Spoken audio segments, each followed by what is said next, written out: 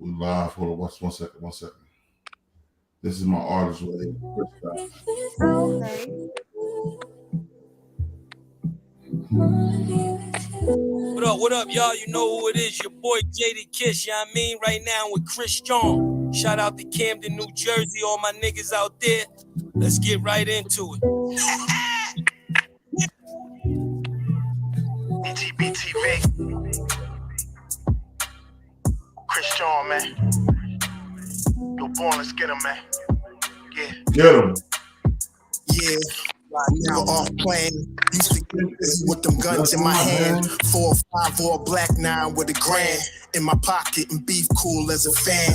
BTBTV, we are not playing. Y'all just talk, we back it up and down. Sideways, F what y'all saying. We Kyrie and Kanye. This a boss talk, so you clowns should just fly away. Yeah. Hop on the bridge, throw your frame off the highway. This not a game, this is business, this my way. Real talk, your opinion is nothing to us. We gon' stay on chill, long as y'all don't violate. But it's not fair. We could be cool or your worst nightmare. We the best, I swear. And you could be my friend or enemy, I don't care. And you better beware. We coming for the whole pie and we gon' share. No, it just ain't fair. But we the best, I swear. We the best, I stay up in the mix. A project politics, my mood kinda sick. Name well known from the hood to the sticks. 100 on the highway, flying so fast, burn the gears when I shift. Some people kick dirt on your name with shoes you gave them. Broke your back for them and they got the nerve to play you. Kick rap's door off, pushed to shove my way through. Bum rush the kitchen, put my floor up on the menu. The jealousy be eating up the jokes. That's why I stay serious like David Banner turned in the Hulk in pure form like the Pope. Haters get infrared beams with the scope, so run and get ghosts. We fight good, boxed in like Floyd on the roast. I'm the great black hope. Man, we the team and they know it coast to coast and it just ain't fair. We could be cool or your worst nightmare. We the best, I swear. He hot. He got And you the could heat. be my I like friend or that. enemy, I don't care. And you better beware. Cause we coming for the whole pie and we don't share. No, it just ain't fair. We the best. If you with us, put your lighters in the air. No, it just ain't fair. BTBTV, niggas. Just All ain't of the fair, man. bullies.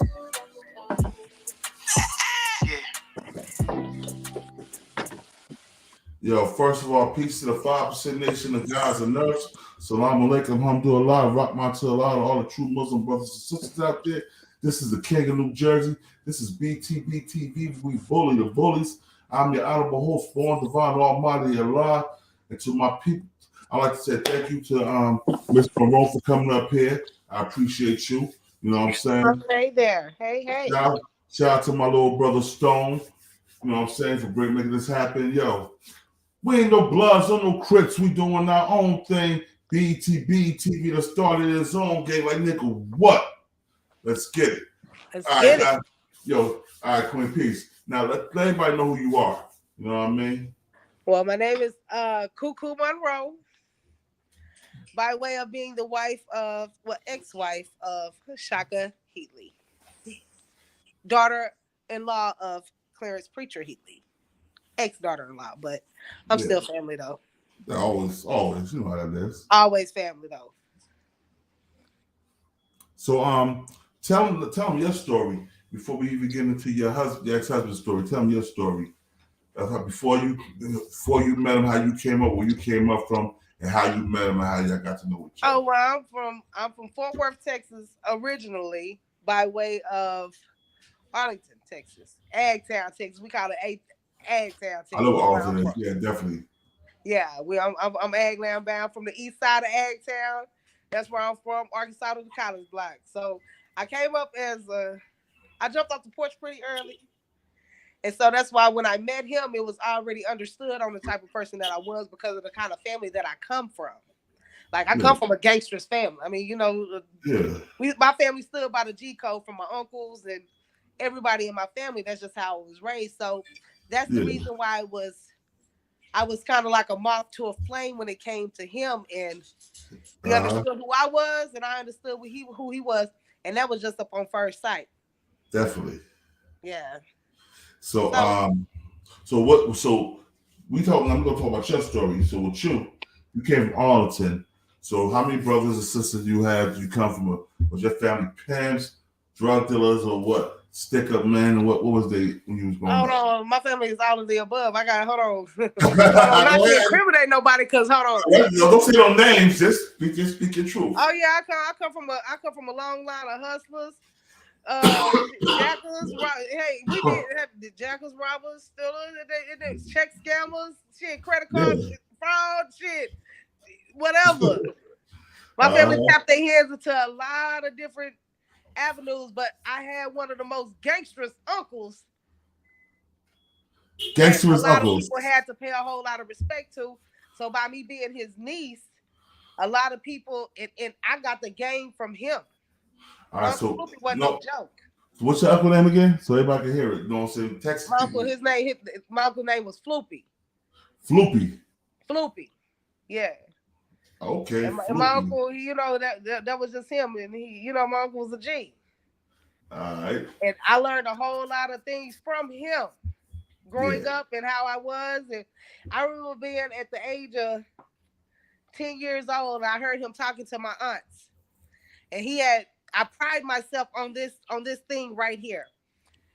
I remember him telling my aunts, they're my twin aunts, Christy and Kyra, which is my mom's youngest sisters, because there's 7 of them. Oh, so one second. Yo, shout out to Mrs. BTBTV plus 215. Salute, Queen. Appreciate you showing love. One love you. You know what I'm saying? Yeah, possibly. Yeah, I gotta shout out. You know, you gotta shout them out. You know what I'm saying? Oh yeah, of course. And hold on, I want to say hit that all the links and everything like that. The like, subscribe, super chats, super sticker, super chat. Run it up. Shit, run it up tonight. Definitely, most definitely. Now go ahead and finish what you were saying. But as I was growing up, I remember my uncle making a statement to my aunt, in which I come from a middle class family. I will tell anybody that. Mm-hmm. But even with a middle class family, from how my grandfather and my grandmother raised everybody, the mentality is stirred up because of the kind of family that we were bred to come from. Your bloodline don't mix up. DNA ain't no lie. Facts. You know, DNA is what it is. DNA is what it is. So that's the reason why I understood my ex-husband. I call him my ex-husband because we divorced, but we still married in my mind and in his mind too. Say that shit. Nothing wrong with that. You know what I'm talking about? Like, yeah. Hell yeah. Yeah, it is what it is, but you know.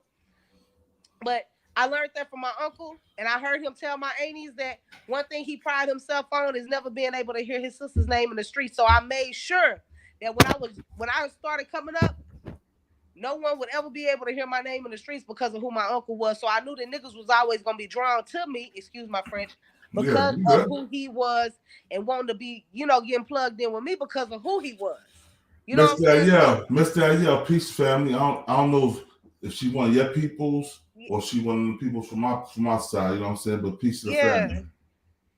Ahead, so and then I was in the rap game. I started rapping and everything. I started rapping at the age of, I started actually putting everything on wax. I started like recording and everything at the age of 17. Did my first album at the age of 17. By the time I was 25, I was on Billboard top 40. I was number 43 on the top Billboard 100 back then with my song called Rush 2G back in 2001. So, I mean, I elevated in the music, and that's how I actually met Shaka, because he had a record label. Oh, okay. Yeah. That's what's up. So when you met Shaka, how did he come at you? How did he try to holler at you and things of that? You know, actually, I had a show. I was performing a show that night, and it was me and my homeboy Deuce Low Chaos, which they were already on his record label. You know what I'm saying? And I had did a feature song with them, and the feature song that I had did with them, it was me and my homegirl Bree. We were performing at the show because I had, you know, I was plugged in with a lot of the promoters in Dallas, and so I was able to get us a show at this club called Palm Beach. So he come there, I mean, like whisked in. He walked into the house. At this time, I used to smoke and everything, you know, my CBD. Yeah. I had my CBD, you know, sparked up.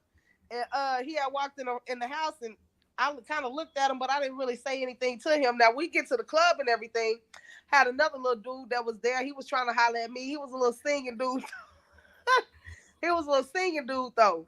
I kind of see how Shaka was looking at me and kind of shooting at me a little bit, but I wasn't paying no attention because I'm on my big girl shit right there. You know what I'm saying? Yeah. Like I'm bossed up right there myself, not knowing who he was. And as me talking to him and everything, talking to the dude, nigga had bought me a $2 drink. Hold on, first of all, nigga, hold on. Let me move around for you. You done bought me a drink for $2. So when the dude had said, "Oh yeah, they got these margaritas for $2," oh they do? Okay, well hold on, let me get on up from you. And I had just went over there and I just happened to sit by him, and that's where the spark began. Yeah, that's how our relationship had began. From that point on. This the plug. This is my little brother Cross, aka the plug. You know what I'm saying? Hey, how you doing? How you doing? Yeah, Stone. How are you? I'm all right. I was just on the phone with Stone and stuff. Salute to you. You know what I'm saying? Yeah, respect. Man, respect to you too, Stone, my boy. Like, yeah, that's my dog. That's our little brother. People, he is A1 solid, and yeah, he been there. My boy right there. Yeah, he been there. He told me about it. He was like, he used to tell me about it before, and I just never even thought about it. And I was like, and I said, well, you know what? Respect you, because he told me, he was like, man, I'm gonna call Born and let him know. I was like, yeah, let her know, because I mean, I'm pretty much sure you wanted to tell your story, but never had. Never had the platform. Respect, and I'm gonna go ahead and clarify this. With all due respect, I did speak with Shaka earlier, and he does know about what's going on, and he does want to also be able to come out and tell his side of the story, because no one has heard anything from him since he did the DVD in 2007. Well, I know, that's why I was talking to Stone on the phone. We're gonna set that up and have him come on the platform, and salute Queen. Have him come on the platform and have Preacher come on there, and I'm gonna interview him. Yeah. I'm gonna have King come on there. You know what I'm saying? And I just want him just to give his timeline, because everybody has a voice. You know what I'm saying? The situation was very iconic when it comes to hip hop and in our culture. So at least to give himself the opportunity. You know what I'm saying?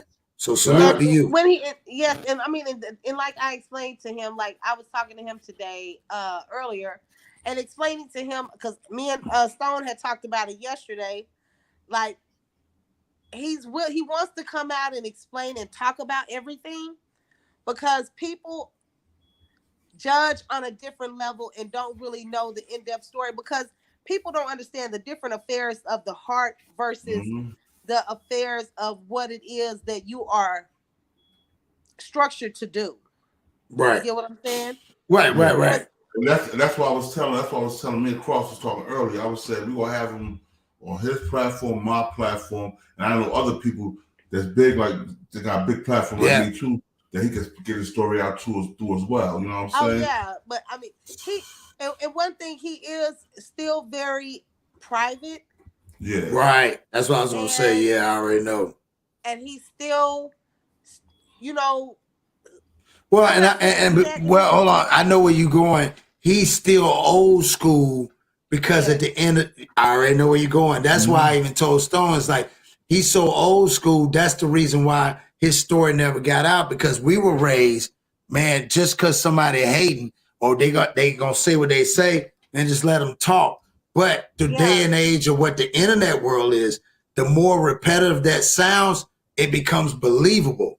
And now you have to justify yourself. He feels like and honestly, me knowing Shaka, I know him as my husband.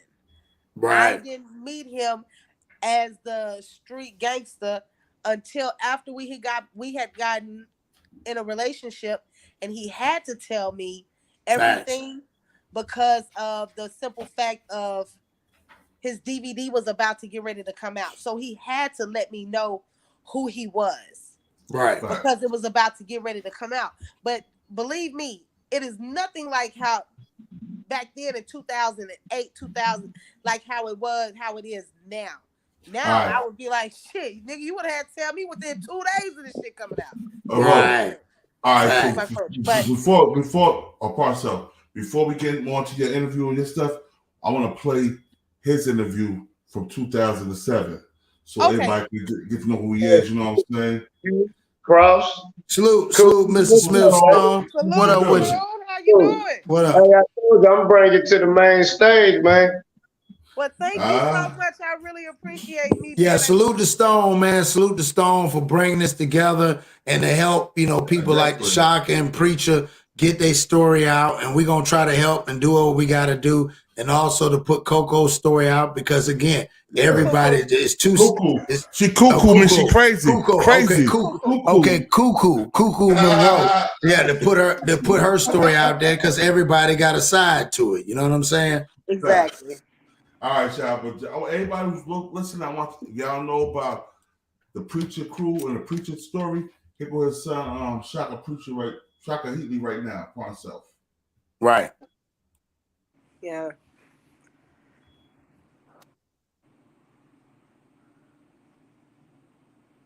In 1999, a company was created that brought forth a new wave of urban products from the streets, now known as street documentaries. Urban lifestyle for Edmonds.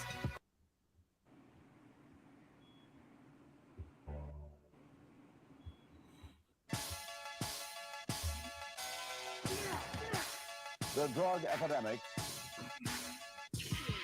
Preacher been kicking around the streets of Harlem since the early 70s, and everybody knew him by his nickname, the Black Hand of Death. He had 99.9% of Harlem. The drug dealer looked like he was getting paid, so to speak. He was driving a brand new full-size Mercedes-Benz. Y'all hit that like button, man. Share, comment, subscribe, man. My father trained us just like the feds did. Watch. We took pictures of motherfuckers. If you're hitting every other drug dealer on the streets, 2,000 here, 3,000 here, 5,000 there, that's a lot of money. It adds up. We had a motherfucker over there, 125th Street, right? Fifth Avenue. Got a fish and chip joint. I think this nigga named Joe or some shit. You know what I'm saying? Got the fish and chip joint, right? My father, slick motherfucker. He take a Louis Vuitton bag, right? Cut up newspaper, stack it, right? He put like, I think it was like 20 stacks, right? On the top and the bottom is only $100 bill, but in the middle ain't nothing but paper. Got the shit stacked like bundles. Put it in the bag, right? Got the broad, right? One of my co-defendants, right? She's in there, right? The game plan is 2 dudes that was down with us, you know what I'm saying? Run up in there, stick the joint up. You know what I mean? That's the whole thing. They gonna stick it up, right? This nigga, this is an extortion move that he's doing. Stick up kids is up in there. They see the money, right, in the bag, you know what I'm saying? They stick the whole joint up. They don't stick the store up, they stick her up, but in the establishment. This nigga owe money now, right? That's the whole thing. How he owe money? That's what everybody want to know. How he owe money? Because she got robbed in your establishment with my money. You know what I'm saying? And the deal was that she came down there to do a deal with this nigga. So you set us up. And believe me, they all paid, because if they didn't pay, Preacher would pay him a visit, or he would order his people to pay him a visit, and they'd wind up dead. The Preacher's main lieutenant was a man named John Cuff. Cuff is the leader of this whole shit, right? So he know what to say and everything. Cuff got some motherfucking, before we get there, he gets some cards from the funeral home, right? Got the cards, stacking them shits, right? Boom, we go down there, right? And we ain't got the broad with us. We go down there, the motherfucker that's running the joint. The whole game is, Cuff tell him, yo, where the owner at, man? Tell him he need to call me, you know what I mean? Motherfuckers robbed my girl in your store and everything, you know what I'm saying? And if he don't call me at a such and such time, y'all need to call this number and do the stack of funeral cards on top of the counter. John Cuff was an ex-New York City housing cop. As a cop, he provided protection and bodyguard work for Preacher. So if they were driving through the neighborhood and were stopped, John Cuff had a shield where he would probably be let go and not given a summons or anything further would happen. My father's the boss of the whole organization, the whole Preacher crew. Cuff was the lieutenant of the whole Preacher crew. Malik was the sergeant of the janitors of the Preacher crew. He was in charge of cleaning up the dead bodies, who were known as the janitors. The janitors were the people that had to clean Finish up anything that can be done. Like with dudes who was trying to earn their bones, or even dudes that already had bones that shot a motherfucker, he lived. The janitors come and clean that joint up. You know what I'm saying? And when they come clean that up, this dude ain't getting away. And you couldn't be a janitor unless you killed somebody. So he was valuable because every hit that he ever went after, he never missed. You know what I'm saying? He killed every victim that he ever had to go get, and he liked it. Tell me about when y'all would get sent on a hit to go do a hit and how it was all orchestrated. Okay. For detail. Right. Well, it all depends on certain type of hits. In other words, basically the character of the individual and the situation that it was, right? Because in some hits, it only be 2 of us. In some hits, it'll be 4 of us, right? But there's only one person that's going to do the hit. But no matter what, there's always going to be somebody to back you up. But in this case, whereas, you know, an individual might be around too many people. So we need to cover this, so this way this dude don't get away. Because Preacher was very, very careful. He was, he's a very smart man. People in the streets would talk to my father and tell him shit about people. You know what I'm saying? And he always knew where a motherfucker was at. You know what I'm saying? So all we had to do was from there, we follow him. You know what I'm saying? 2 days, whatever. You know what I'm saying? We get, intel on him. You know what I mean? Get the pictures. We do the same thing like the feds would do. You know what I'm saying? We switch up 2 or 3 cars, sometimes 4 or 5 cars. Masks, tape. You know what I'm saying? We follow. We know basically his route. You know what I'm saying? And what happened is our main objective is to find out what he thinks nobody knows he's. You know what I'm saying? Like far as, okay, this is his down low chick, or that's his mama house. You know what I'm saying? He moved us somewhere, or this is his house where he moved in Jersey or whatever. You know what I'm saying? A lot of these niggas want to go to Jersey or some shit. You know what I'm saying? So they do shit like that, and we right behind them. This is a part of the game also. The snatch kid is a part of the game. The stick-up kid is a part of the game. A lot of motherfuckers be so naive that they not paying attention to what the fuck is going on. You know what I mean? You play this game, you should be worried about the police, such as them, should be worried about niggas like us. Because all this shit is a motherfucking package deal, man. You can't have one without the other. It's impossible. On New Year's Eve, 1992, emergency units responded to a call. A dude ended up sticking up a guy that was down with us, sticking up his spot. And so me and another individual went on a hunt looking for him. You know what I'm saying? We found him that same night. He was going to be abducted. And what's crazy is he was letting out some people out of his car. You know what I'm saying? So we was like, yo, hold up, we gonna wait till he let him out. You know what I'm saying? We let him out, but 2 other guys were still in there with him. You know what I'm saying? So what happened was I dipped down the block and cut the street off and blocked his car off. You know what I'm saying? So he couldn't go nowhere. Homeboy got out, you know what I'm saying? Walked up to him. The dude knew what time it was because he tried to back out the street, but he couldn't go nowhere. My man let off. The car hit the car. He tried to, after he shot a few times, the dude tried to run him over. The car ended up hitting up on 3 other cars, spent over and turned upside down. Homie walked up to the car, got up in the car, on his knees, and bucked off. You know what I'm saying? Shot everybody in the car. When he came back, it was blood all splattered over the gun, all over his hand and his chest and all that, because he was so close to the bodies and everything. So what I did was took my jacket off, gave it to him, you know what I'm saying? Took his jacket, you know what I mean? And we rolled down the highway, got rid of the jacket and all that, but we kept the gun. The C-11 squad found a witness who told them the shooter was a preacher crew member named Malik. This dude Malik was really fucked up mentally, you know what I'm saying? For that killing shit, he loved that shit. You know what I'm saying? He loved doing that shit. And he didn't have no picks. Whoever, he was like a pit bull. When Pops let the chain off his ass, he going after anybody. You know what I'm saying? That's how thirsty he is. You know what I mean? New York City is no stranger to gang violence. But when a 12-year-old child was kidnapped, the gangs had crossed the line. Law enforcement raced to find the missing boy before it was too late. On December 5th, 1989, 12-year-old Donnell Porter was walking to elementary school alone. He never made it to class that day. Malik, the one who killed the little boy, he ended up telling me some of the details of what happened. Basically, he probably told me 90% of it, you know what I'm saying, of what happened. Apple, Rich Porter's uncle, was the one who brought that to my father about kidnapping the little boy to get more money from Rich. Rich was already giving my father some type of money, you know what I'm saying? But he told my pops that he could get more from Rich because Rich got millions. So something like that. So it was Apple who brought it to my pops. And the funny thing is, I don't understand why he did that because that's his blood. You You know what I'm saying? My pops is just somebody he down with. You know what I mean? But that goes to shows how fucked up we was. Malik told me that Apple was the one who brought that situation to my pops, right? And told him that it was easy for him to get the nephew because the nephew goes to school, you know what I'm saying, in the morning, such and such time, and pick him up. So my pops said, all right, go ahead. He agreed to it, you know what I'm saying? So when they snatched the kid up, you know what I mean, they brought him to this basement that we used to use, you know what I'm saying, for a lot of gun shoot practice and all that shit. We had this basement. We had this whole fucking building, you know what I'm saying? And they brought him over there, you know what I mean? And Apple told my father that he can get probably 500,000 from Rich. That was the thing there, you know what I'm saying? And they called Rich house or whatever and told him that they got the brother or whatever, you know what I'm saying? And this is what they want. Rich, I believe Rich said that all he could have was like half of that. Like he get them 250,000. My father was willing to take that, right? But Apple and Malik himself was like, nah, we can still get more. We can still get more from him. So my pops was like, all right, he settled for that. Like, all right, we're going to give you some time. With each passing day, police in NYPD's 32nd precinct knew Donnell's... Hold on 1 second. Let me say something real quick about this, right? Right. See, Preacher was willing to take the 250,000.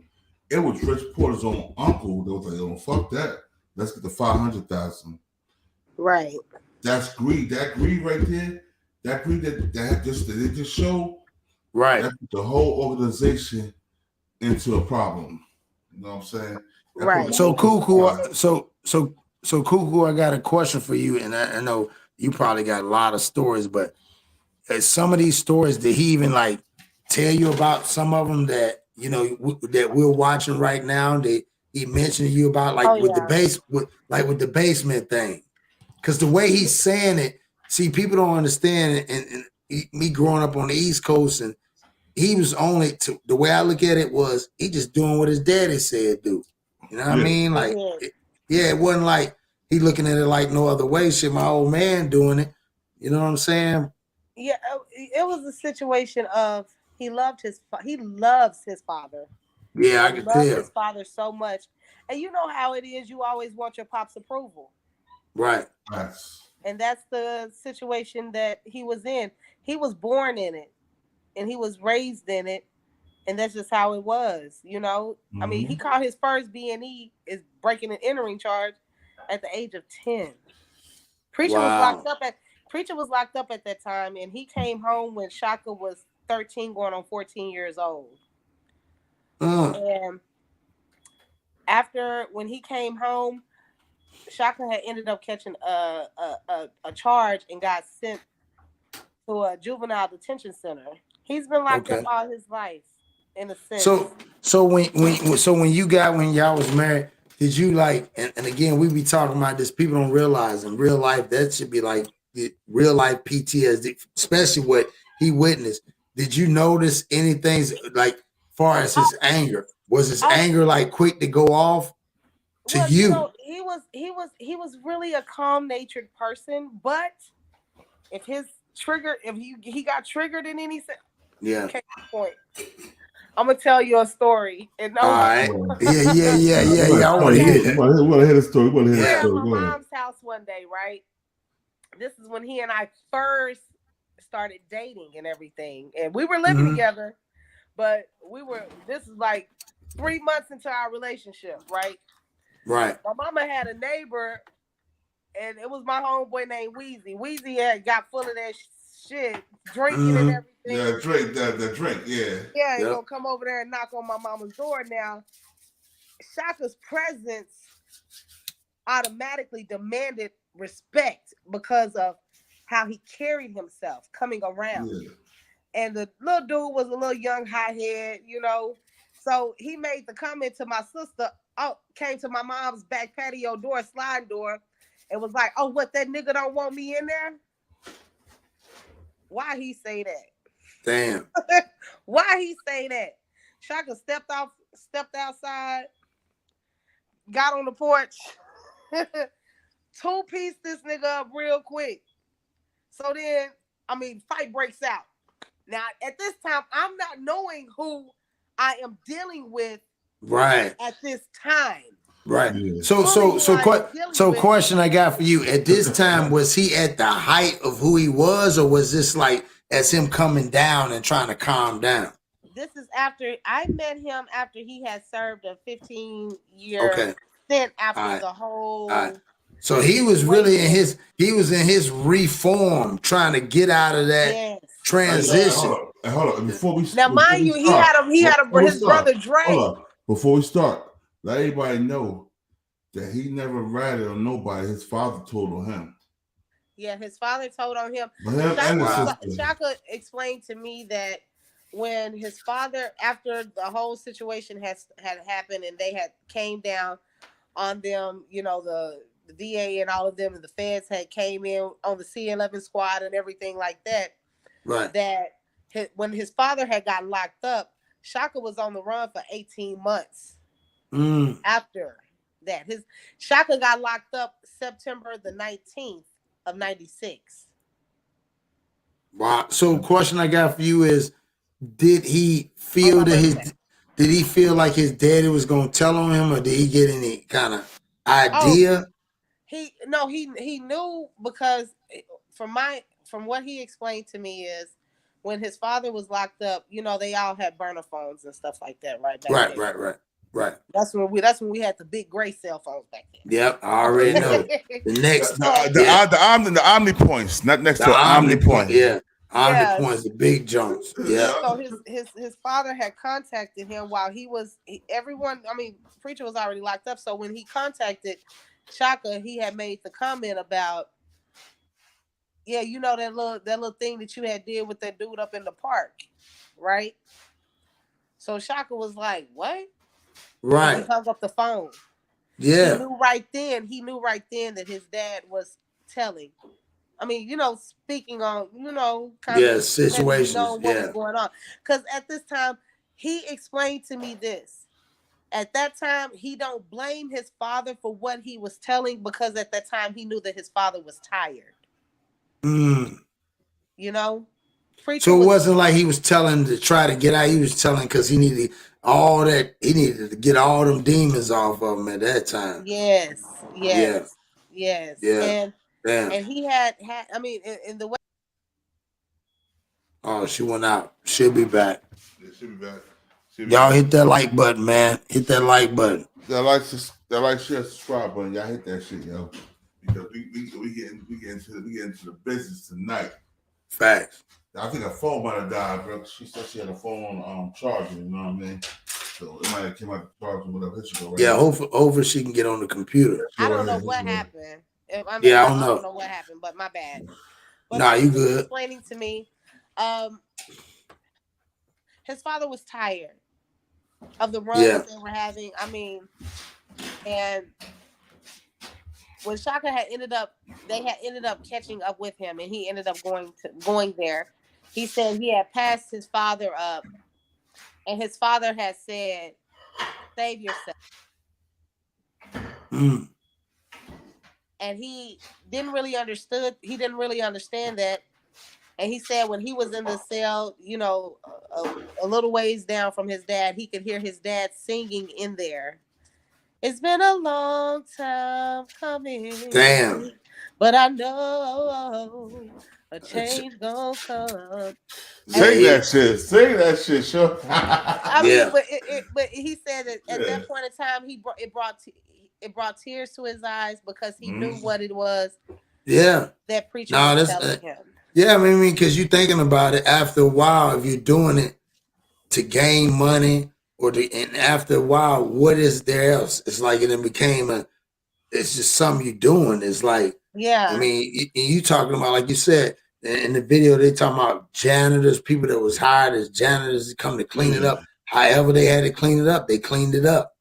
Yeah. Oh, yeah. Like if someone had did something and it didn't go fall through at that time. I mean, everything he copped out to, like I tell anybody, what he copped out to is what he had done. And fact. And Shaka copped out to doing 22 bodies. Fact. You know what Yeah. I'm saying? But like he explained to me, people gotta understand one thing. Don't look at it as being a rat or a snitch or anything like that, because people save their souls, and save themselves all the time. Don't forget, I am still the person who did all of that. So that doesn't change anything because Change I who did he is. anything. Right. Right. You know, that's And you what they say he's like you say, he implicated himself in it and not nobody else. exactly. And I mean, Yeah. everybody and the person who he did anything with was already gone because they had killed. I mean, Malik was gone. Yeah. I was the only person. Shaka didn't ride and roll with nobody but Malik. That was it. Yeah, because when you can't snitch. It ain't snitching when you telling on yourself. You just telling on yourself. That's it. That's it. Yeah. And everybody, Right. people got the wrong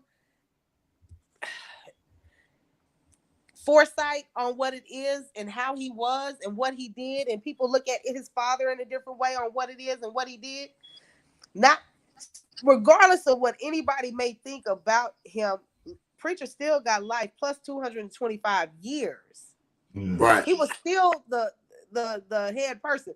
Now, and one thing that I want people to understand too, Judge Sotomayor, which was the prosecutor on the case at the time, she is right now in the Supreme Court. So this case here, her taking Preacher Crew down, is what got her in the Supreme Court What's right up, now. people? Yeah. Wow. Judge Sotomayor she was the first. She was the prosecutor on his dad's case, and she was the head prosecutor on organizing the C11 squad. Wow. So she built her whole program around him. And catapult. By her taking him down at the time when, like Shaka explained to me, at the time when they were in the height of their prime, because his daddy got out of jail in 91. No, I mean in 81, back then. Mm-hmm. Okay. Shaka was at that time 13 years old. And when Preacher first came home. Now, Shaka is Preacher's oldest son, and he has a sister that's Preacher's son also. I mean, a Preacher's daughter also. Yeah, she went to jail too. She also did time. Daddy told on her too. Mm-hmm. Yeah. So it's a whole, and people want to make up these stories and talk about what kind of a monster that he was. But regardless of anything that he did, he loved his kids. Right. To a certain extent. Hold on. First of all, let me say something. I'm going to say this as a father, as a street nigga. I was out there, I did what I did. Yo, loving my kids is protecting them from the shit that I do. Yes. That's what it is.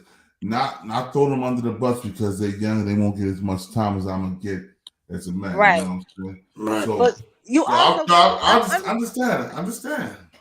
Right. But I'm just saying what I would do. Right. But understand this too. And I want people, what people should understand. Preacher ain't that much older than Shaka. He was 15 when Shaka was born. Right. Okay. So you don't look at it, it's your kid, but it's also your equal, like a big brother. Shaka knows and understands that now. He knows and understands that now at his age and growing into understanding that, his father didn't know. Didn't have a clear understanding. Preacher has had a long history of being in and out too, because what a lot of people don't understand, he started in going into the juvenile system and everything like that when he was 8. Wow. Preacher. When he was 8 years old. And this is a story that I'm telling on my side from my side and from my point, because one thing about it, me and my husband, we never ever had any secrets. Right. The only thing that he couldn't tell me was certain things about him that I was not supposed to know because of the situation of him being around me at that time. Right. But very intimate details on certain things, he did open up and allow me in on those things because of the type of bred female that I was. Right. Facts. He wouldn't be able to reveal a lot of things about himself if I was just an average Joe, but he knew what kind of family I come from, and my family embraced him. My family loved him and still loves him to this day, especially my mama. Right. Right. The mama always loved the first love. Right. Yes. My mom. So when he came into my life, he was embraced with open arms. And when my family found out who he actually was, and believe it or not,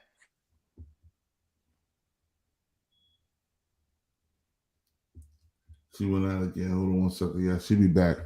Yeah, hit the like button, y'all. Smash that like button. Smash that like button. Subscribe, share. People was calling me. Hold on, I had to go ahead and exit out of that. But for him to understand, when he came out and the DVD came out, and he had to let me know because it was being sold in the stores here. He had to let me know who he was because the place where they were selling the DVDs, hell, I frequent Big T. Me and him walked through we would go through Big T at that time, So right. And then my homeboy Diamond D had a store inside of Big T who sold DVDs and CDs. So when he had to let me know, and then I had a homeboy the Cap who had the bomb tapes inside of Big T and my CDs being sold in there. You had to let me know who you were, in a sense. Right. So that's the reason why he revealed. Plus, like you said, plus I mean, it's on a damn DVD. It's on everybody DVD. Know what's going. Yeah, everybody know who he is at that time. Yeah. So he would never when we would be together and we would go out, because he would go with all my shows and stuff like that, because I used to do shows and stuff all the time, open mic sessions and different shows and stuff like that, showcases. Right. I would do shows all the time, like with different DJs and stuff like that, because I was really heavy into my music at that time. He would never take pictures with me. Like we would take group photos and stuff like that. He purposely he do shit like get his, because he smokes cigars heavy. You know what I'm saying? So he go get his big Cubano cigars, and he puff on them things. As soon as the pictures flash, he have a whole cloud of smoke in his face. He knew how to play it. Yeah, he knew how to play it. So, but him, after he had revealed to me who he was, my family really embraced him a lot after that. Like, so how long did it take you once he told you? How long did it take you to tell your people? The same day I called my mama while I was at work. He dropped that D. Hold on, I was on my way going to work. Yeah. Hey, let me answer this question. At 6 o'clock in the morning, I noticed that he was on the phone with his sister all night, right? So while he on the phone with his sister all night, I'm like, what is y'all over here talking about? Because he was being a little secretive, but I went ahead. Peace to the guy, Harold Jackson. Peace. Awesome. Hey, let me ask a question. Super stickers, super chats. Go ahead and send them super stickers, super chats, $5.99, $2.99, $49.99. We need all the super chats. Hold on. Say that shit. Hold on. I'm about to put you in a soul layer. Say that shit again. Yeah, say it one more again. Go ahead and send super stickers, super chats. I don't care if it's $1.99, $5.99, $29.99. Hey, post up. Go ahead, y'all get some exclusive information and exclusive details. So go ahead and run them super chats, Facts. super stickers, run them up. CooCoo. Let me say this, CooCoo. You hear me, baby? Oh yeah, I'm listening to you, Stone. Listen, hey man, y'all send that Cash App to CooCoo, man. Y'all getting exclusive information. This girl's from the South. I know her. She knows me. She knows my mama before I even knew she knew my mama. And his mama a G hey, too. look, man. Yeah, man. We South Dallas. We hood babies. It ain't Hood no babies. it ain't no fake stuff. It ain't none of that. It's hood babies. Hey man. Salute Mama Brown. Salute Mama Brown in the building. Salute Mama Brown. That part. Cuckoo know who my mom is. Look, I said Oh this yeah, earlier. Kilo 100. Yeah, I said this earlier. See, Cross know. I said this earlier, but I'm gonna say it again. I didn't even know she knew my mom. Yeah. Like she was talking to my dad, and me and my pops worked together, right? So she was talking to my pops. You know, my pops DJ at the club. Yeah. He do his thing. My pops a real guy. Cuckoo, tell him about my daddy. He got more money. He kicking. His daddy Tommy. Yeah, Tommy a real man. He a real OG. Yeah, my pop. He kick it with Jada Pinkett Smith, mama, and Jada Pinkett. Yeah. He got clubs in Baltimore, on the East Coast, and the South. Yeah. So look, what I'm saying to say is, man, I bring this game because we all brothers, and I appreciate Cuckoo coming on this live and giving my big brothers the exclusive. I Because when we appreciate get, this too. I thank yeah, you. man, yeah, man, and when we get a preacher on her, man, we gonna blow the internet. We gonna shut it down. Cause y'all don't expect that cats from the South. Now you got a Southern woman that's from my side of town that was married to the guy that was doing his thing. And then you got me. So hold on. I tell anybody, hold on. They don't be understanding the kind of breed of female that I am, because when I was with him, I was a little reserved, but he gave me the nickname Gorgeous Gangster. Right. That's my name on Instagram, Gorgeous Gangster 40. That's me. He Already. Y'all follow Gorgeous Gangster on Instagram. Y'all follow him. Indeed. Hey, you know on her Cash App, man. I ain't gonna put my Cash App. I don't need nothing but support Cross, support Cuckoo, support King. They Cash Apps up. Y'all support the channel, man. Cause the game y'all giving, we all growed up knowing this. I'm from South Dallas, Texas, and she's from Texas. She growed up here. She from Arlington. Holly Hills and Fort Worth. You know what I'm saying? Yeah. The other And like I said, I was an exit over for Harlem, so I understand and know the whole situation.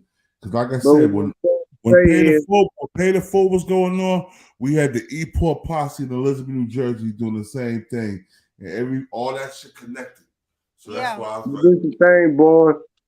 Y'all done went to the bottom of the map, and you got two Southern people, me and Cuckoo, that's telling people in the East Coast stories they never knew. All they know is about the interview in 2007, and they know about his son. So we coming direct. So I hate when people say coast, or you from the East, or you from the West, or you from the South. Look, we all connected. You never know who knows who. That's true. And them are facts. So look, man, we one big family, man. We one big family. Cuckoo, I need you to come on this live a little more. I got you. I mean, Cross Live, King Live. I'm for it. Supporting the channel and everything. Like, I believe in supporting our people, because there's a lot of uplifting that needs to be done in our communities and with each other, that we have to transform a lot of different type of images that are not being portrayed besides what we hear in music. You get what I'm saying? Like, this is real life shit. Motherfuckers be talking that shit. They be, hold on, these rap niggas be over here talking that shit. And people have really lived that shit. It ain't nothing to be played about. Cuckoo, you know, like, I know, girl. Yeah, people be, like I tell everybody, and like, hold on, this is don't let the smooth taste fool you. Come on, talk your shit now. Talk your shit now. Cause when you look at, not in no bad sense, but right now, I'm saying put it down on the ground for the hungry hounds. But shit, don't let the smooth taste fool you. People be looking at me like, that's why I'm called Gorgeous Gangster, baby, because it's gorgeous, but I get out there and get it with, hey, 10 toes down, this stamp. I bounce to that. You know I bounce to that. But when I met Shaka, he elevated me to a different level because he took me from being, in a sense, having not a thug Hey, Cuckoo, let mentality. me say this, Cuckoo. I'm gonna give my own flowers right now. Yeah, All go these ahead. haters that say Stone won this and Stone won that, you know you a goddamn lie. You a I just brought y'all something that people in New York can't bring. And I ain't Yeah. even trying to be funny on that. But you gotta understand, y'all see my face, then you don't see my face. My Right. brother Cross, my brother Plug, my brother King, you know, Cross and Plug the same person. Oh, Yo, okay. what up? What up? Hold up, Parson. Welcome to my brother Rodney Ford Eastwick in the building. Salute, bro. Thank Hey, you for coming shout out through. to Eastwick, man. Shout out to the East Coast for real. But look, let me say this, man. Much love. The earth is our turf. You never know who knows somebody. It don't matter where you from. Yeah. You dig what I'm saying? So when we come here and y'all get this game, this knowledge from Big Bro, BTB TV, King of New Jersey, Bully of the Buddies, my Big Bro, Cross, the plug, the one that's gonna give you that game that we all forget about, the news channels and all that, people that scared to really pay attention on what Cross doing, he brings that. And the reason he brings it, because we supposed to know it, even though it hurts Cross. See, what people don't know about Cross, he got to look at these videos before we do, right? Uh-huh. Stephen King said that. You know how much hard it Right. takes to look at kids and even older kids that's getting abused and don't know what's going on, and they getting taken advantage of, and these boys raping 4, 5-year-old Oh, wow. little girls. And then you got King. He was in Houston. He was in Atlanta, back and forth. Then he in East Coast cat to the heart.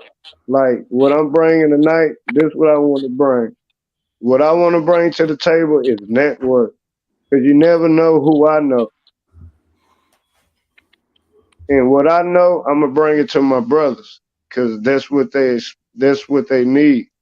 They know more than me. They more wise than me. So anything they do, it comes from them. You dig what I'm saying?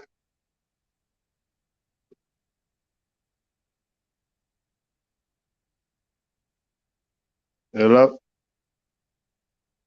No, I was gonna say I truly I don't know respect why. that, I don't dog. know why I keep That's dropping real y'all. talk. People need to stop calling me. That's what it is.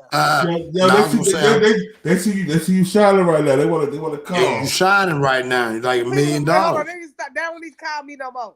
Wait a Cuckoo, minute. But one thing you that part of the game now, Cuckoo. Huh? I see you every day. You part of the game. Every day. Me, 6 days a me week, and I'm you looking in related. your face. Yeah, I Hold on. know. But I already knew coming into when I met you that you were number one solid, A1 solid, Straight A1 up. solid. Gave me the game And, my first day there. First day. You gave me the game. And I've been following the lead on that ever since. hey, and the first day, what I do? Didn't I take you out with all us? You That's sure real did. Hold still. on. Yeah, hold on. And I ain't turned back since. You see me over here right now, don't you? Yeah, we kicked it last night. But then I tell you, you ain't got to worry about nothing. I got you. Yeah. And that was before I knew you knew my mom. Yeah. Yeah, we kicked it. Man, this my girl, man. She's solid. I'ma tell you, I never met a woman that's more real than her. She gonna give it to you raw and uncut. She ain't gonna sugarcoat it. She ain't gonna sugarcoat it for her ex-husband. None of that. But she know the game. And the same person we talking about, preacher's son, he wanna be with her right now, and they gonna be together. And I told him. You damn right. He love. Hold on. He I love told me. him. I love him. Yeah, he loves Love you. him. That man moved to Texas, man. He moved the world away. That says a lot. You dig what I'm saying? Yeah. So tomorrow we gonna have him on Plug Channel, and we Yeah. gonna do our thing. I mean, and like I said, he like when he and I were talking earlier, and I was explaining to him because I had spoke to Stone yesterday, and I had talked to him today and let him know like what was going on. I was like, I have a friend that has a podcast and want to interview you, and want to go ahead and get your story out because honestly, like he and I talked today. I know that can I say any names? Say what you want to say. All right, 50 want to do a story on his pops. You know what I'm saying? But coming from the side of him, from a child, a son's perspective, I can't say a child because he's a grown man, but regardless of what anybody ever think, he's still Mary and preach and Clarence's son. Right. That's still Mary and Preacher's kid. You know what I'm saying? Him and AD, and he loves his parents. And he never wants his daddy to be even marked in a terrible light because that's already how he has been portrayed out here. But there's a different side of his dad that other people don't know. But regardless of whatever, Preacher is still Preacher. Because one thing about it, whether it came from him, from the whole kidnapping with Bobby Brown, shit, Daddy was about that money. And niggas and from my understanding from what he told me, niggas knew not to come out of no new Benz, no new cars, no new clothes, no new shit. Because Preacher was finna get ready to come down on you and get that money. Yeah, he need to get it. Nigga, He need to you come get get that. money, nigga, out here in these streets, nigga. We finna get ready to come and take that, nigga. I need 10%, 25% off of whatever it is you got on any cut around here. Yeah. That His part. dad pride him. People look at Preacher was not just a drug dealer. He was more of an extortionist. Right. That's why I always looked at him as. He wasn't no person who go out. I mean, yeah, he did his thing. Let me ask you this, Cuckoo. Let me ask you this. Let me ask you this for the people in the chat, and for content. He might be an extortionist, but he did what it takes to handle business, even though that business he handled was dead wrong. Yeah. Because if I'm not wrong, correct me now. He did kill his own friends, and I'm from Texas. That's why I looked at all the interviews. I'm just that's something I want to know too. Do you believe that? What do I need to go? Let me go ahead and just be Well, you got to get deep because let me go let me say this, and then you can talk. Reveal some shit to y'all that Let me say this, then you can talk, Cuckoo. I'm telling you, I'm not saying I believe it per se, or any of us believe it, but that's what the media put out. Oh no, but let me go ahead and put this out.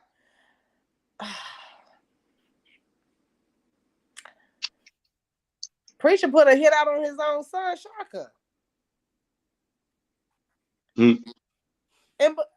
Oh man, I don't know if it's okay. You gotta talk now, big sister.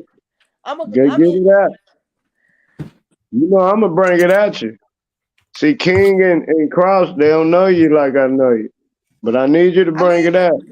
Shaka's really, really reserved to put himself back, and he don't give a fuck about nothing because in his mind and in his mindset and the way that he feels and the way that he thinks, the world is against him because his own daddy, when they did that whole thumbs down shit, the whole team put a hit out on him, including Right.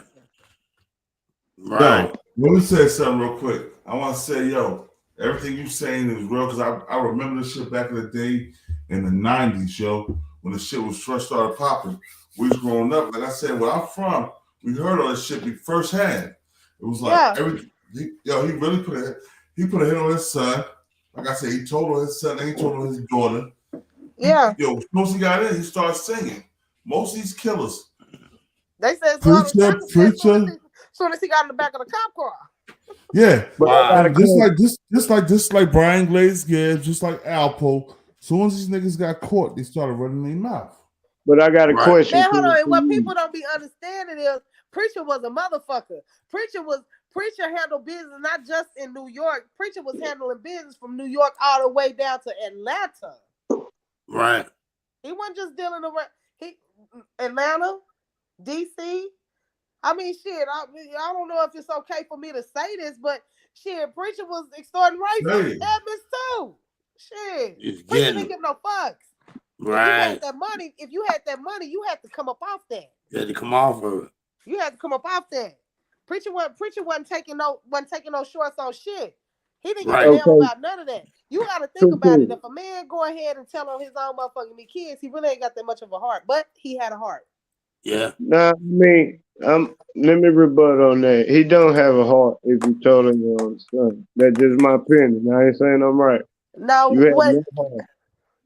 Cause look, I would go to jail for the rest of my life for my son. But what Preacher already knew he was gonna be in the jail for the rest of his life. Let me say something. Let me say something real quick. Yeah. I'm gonna say something. Hold on. Where I'm from, and I'm gonna say this. I'm gonna be real because this is what I'm real. This was BT that we bullied the fucking bullies. Right. What I'm saying is, niggas only extort what they can extort. They ain't really doing shit to niggas they can't do it to. If they can do it to a nigga, they gonna do it to them. Them Harlem niggas, I ain't gonna say all them Harlem niggas, but like 85% of them Harlem niggas was soft and they was rats. Yeah. Yeah, they go to jail, they tell. And they was soft to tell. Let me tell a story. Oh, go ahead, tell your story. 2009. I go to me and Shaka. That's my first time ever going to New York. So me and him drive up to New York, right? My first time ever going there. So his cousin had the little girl who sing Chicken Noodle Soup. That was his cousin. His cousin was her manager. You know what I'm saying? So Art, I think it's Artie. Yeah, Artie. His cousin Artie was her manager. Okay. And we get up there in New York. Shaka let everybody know he there, come and visit. You know what I'm saying? Sister take me out shopping and shit like that over there. So when we get back, we see Artie. Artie supposed to be linking Shaka up with Jim Jones and Jules Santana. Okay. Artie started dodging our phone calls because on the cool didn't know Jim Jones didn't want to meet with Shaka. He was scared. That part, because people are thinking the old Shaka of the extortion, body bagging motherfuckers and all that type shit. They thinking he coming back to New York, popping back up on the scene after being gone for so long on that type of shit. People got to understand, Shaka hadn't been in New York since 96. So at this time... So all the stories and all the conspiracies about what's going on, that's just what it was when he got there. You know, whether he could have been the feds, whether he could have been goddamn coming to get niggas, who knows? Yeah. They didn't know. And mind you, Shaka's mom was in a store. This is in 2007 when Shaka first came home. His mom was in the store doing some grocery shopping at one of, like the little bodegas and shit like that. Right. Somebody walked up and hit her in the back of the head, paralyzed her. What? Damn. Oh man! Oh my God! I'm telling shit I don't know if I'm supposed to tell, but this is the real. This is a real fact. But I mean, this is stuff that's open out. This is open knowledge. So she never regained her walking or nothing. She's still before she passed, she was paralyzed for the rest of her life. No, she hasn't passed. Okay, so she's still she's paralyzed. Yeah, they but someone from in that bodega came and hit her in the back of the head, and no one knows what had happened. Damn. We didn't find out anything about that until we got up there in 2009. What had actually happened, and that was by way of his cousin letting him know what had actually happened. So basically, they was trying to do harm to his people to make him pop out. Yes. Gotcha. So when we get up there, we go do our visits and stuff like that. And we seeing his mom, his cousin let us know that that's what had actually happened. So he let us know the spot that his mom was at while we went by the bodega, the little store, corner store, whatever. We call it corner stores, y'all call them bodegas. Right. When we went by the store, why was the store? Hold up. In Jersey, we call them corner stores too in Jersey. Yeah. Corner stores too.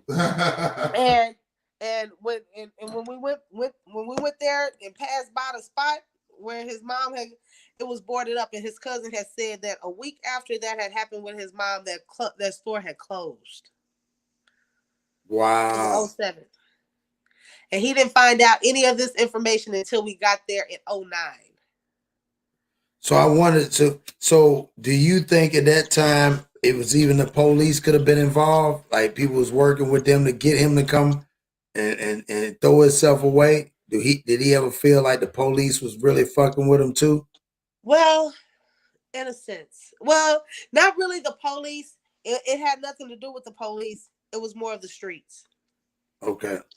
Yeah. I mean, because people got to understand, like he always explained to me, this is one thing that he's very cautious. He's very smart. Salute, Johnny.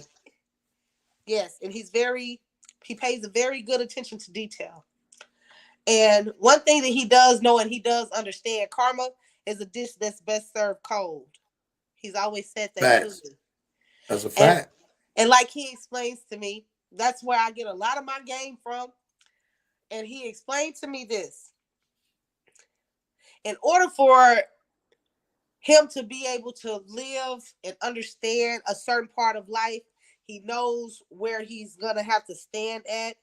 Because regardless of whatever it is and how it is today, they did a lot of harm to a lot of families. Facts.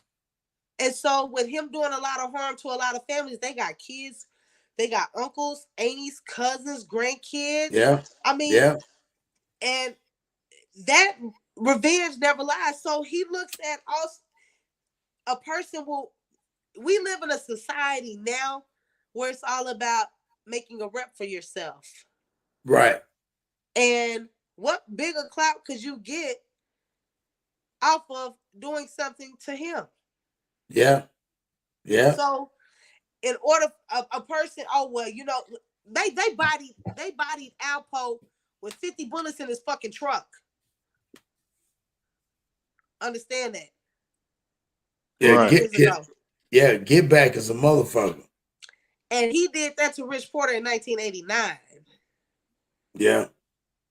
So and people like you gotta said, understand. and like you said, you got 22 bodies with you talking about maybe 100 people. They are. I mean, and Shaka let it be known that they are responsible. I mean, at that time, the murder rate in New York was the murder rate capital of the world at that time, and his daddy was responsible for half of it. Right. Because I'm not a problem. Right. Yeah. So you got to understand it's 50 to 75 families that may have been affected. Right. So out of those 50 to 75 families that may have been affected by something that had happened with the preacher crew, he has to be cautious. People are fear lasts longer. I want you to respect me, but fear lasts a lot longer. Yeah, it's true. It's true. But when you don't want to live in that light of being feared, and you just want to go by your everyday life because you everyday life, yeah. Because one thing about the jail system here in America, it humbles you in a different kind of way. Facts. I do know that. You being away from your family, you being away from your kids. Shaka has children that grew up without him being in their lives. So when y'all, as far as was in that situation, did y'all had to move differently? Did it put a strain on the situation because y'all had to move differently? Versus like you were saying, like he wanted to do regular stuff but couldn't do regular stuff because again of who he was, and it involved you or anybody that was close. So he had to he could love you, but really it was like at a distance. Right. Like I would see, it would be sometimes that he and I would be in the house, and with me explaining that now and me being older now and understanding, oh, well, I see now why he would sit in his recliner and be reserved and wouldn't have, because he was trapped in his own thoughts. Correct. He was trapped in his own mind and really not knowing how. He was like he explained to me, he felt like he was a lion, but he was caught in a trap of a cub. So him being the person who he is and how he was wholeheartedly, with deep down within, that's the reason why when he ended up going back up to New York while we were married in 2012, and that's the and he ended up going back and he ended up getting into some trouble. Salute to Johnny Button Jr. Salute to Johnny Button Jr. So Bronx in the people gotta house. understand that we were married and we ended up I didn't divorce him until after he touched back down though, when he got out of jail. He got locked up for 5 years of us being together. We were married 2 years and he got locked up. Okay. But we had been together for 5 years before he had gotten locked up. Now, I divorced him on paper, but I never divorced him mentally or emotionally. Right. You know? Well, you said basically he trained you and raised you in the game, and that's the thing that you feel like that's one big thing that he made you and molded you to get you a better understanding. So no matter what nobody say, they can. Hey, I'm with you. No matter what nobody could say, he gave you game. You can't hate on somebody that gave you game. I still drive my car the same way that he taught me. You look in your review. The review mirror, driver's side window. Look on the side, and you keep that steady focus. Because if anybody you see going in the side the same lanes as you, dip off. Yep, that's a fact. I do the same thing. I'm always looking down. I don't never go, and you never go the same way. You always never go the same way. Never go the same way. And you don't keep a steady routine on anything, because if you see anything that looks a little shaky, pull that blinky out. Hey, can I say this right here? Right. Can I say this? Hold on. I'm in Texas, so we are right to Cary State, so I don't give a damn. Right. That's a fact. Cuckoo, let me say this. You know me. I wish somebody would follow me. I dare you. I dare you. I dare anybody. Cuckoo, you know me. You know me. I mean, you know my family. I dare anybody. You got to be willing to go. Got to. Hold on. And that's what made me all the way 100 proof with you, from even knowing your mama and your background and anything else about you, and even getting a clear understanding on who you was and everything. Hold on, I tell anybody, he trained me very, very well. One thing about it, I ain't never been in no trouble. But hold on, I learned how to move in silence. You know what I'm saying? That's it. Learn how to move in silence. Right. I went and got myself registered. Hold on, I'll show everybody. Hold on, I am a certified gun toter. Come on, now.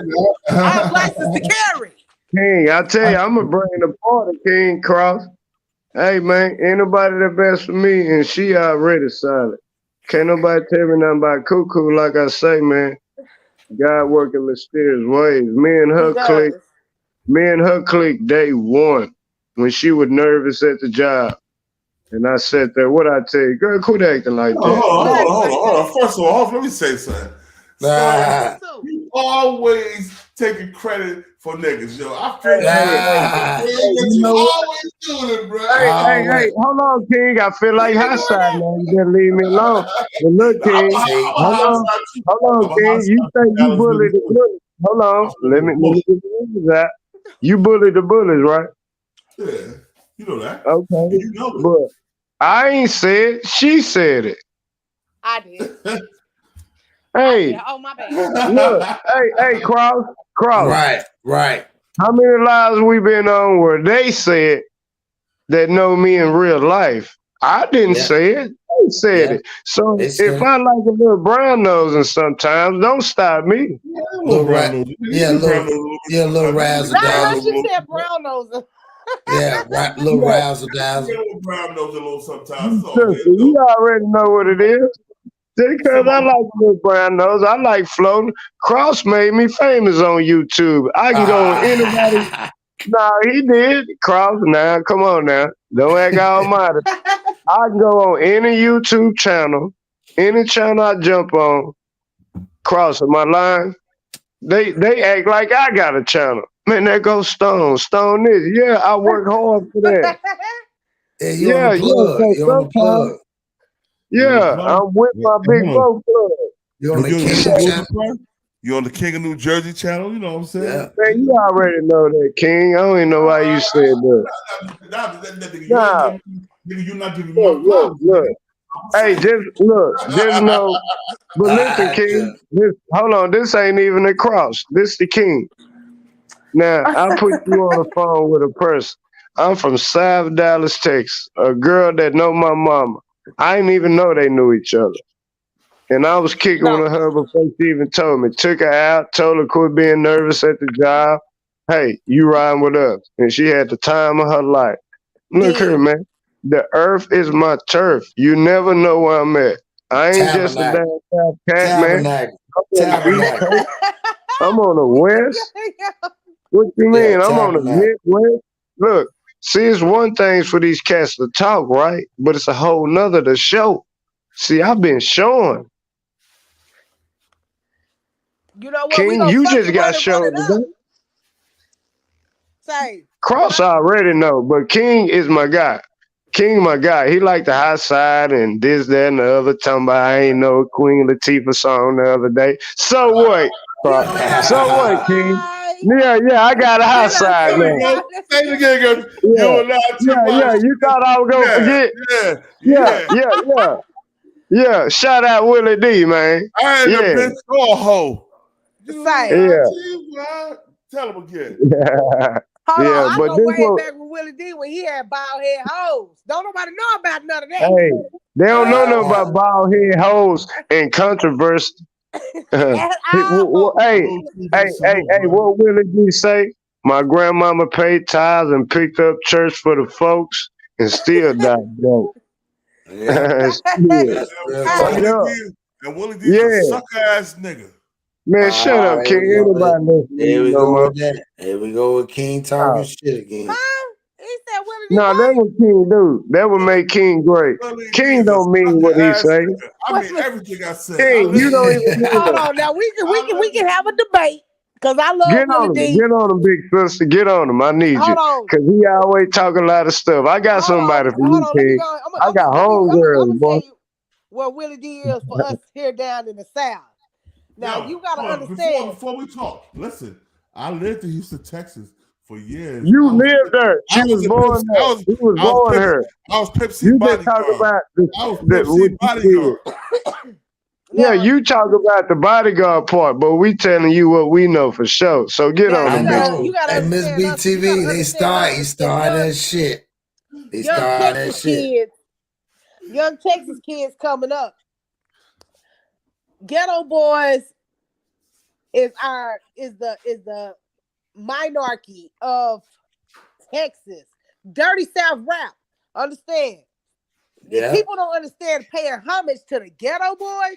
Ghetto Boys was the first artist out of the South, period. Didn't I tell you that, King? To even cross over. Hold on, big sister. Let me tell you this, then you can repeat. You know what he told me the other day? What? He said it was other Southern groups. I say maybe it was. But they weren't the groups that was on MTV Jams and this, that, and the other. They didn't get booed in New York. By the time they went to New York. What people don't understand, they blew up in Chicago. Ghetto Boys blew up in Chicago first, and then it came down south. First. No. That was before you had a UGK, a Outkast. Get on them, Cuckoo. Goody Mob. That was before. Hold on. What motherfuckers better understand, Ghetto Boys paved the way for a Beyonce. That part. Hey, that's why she put.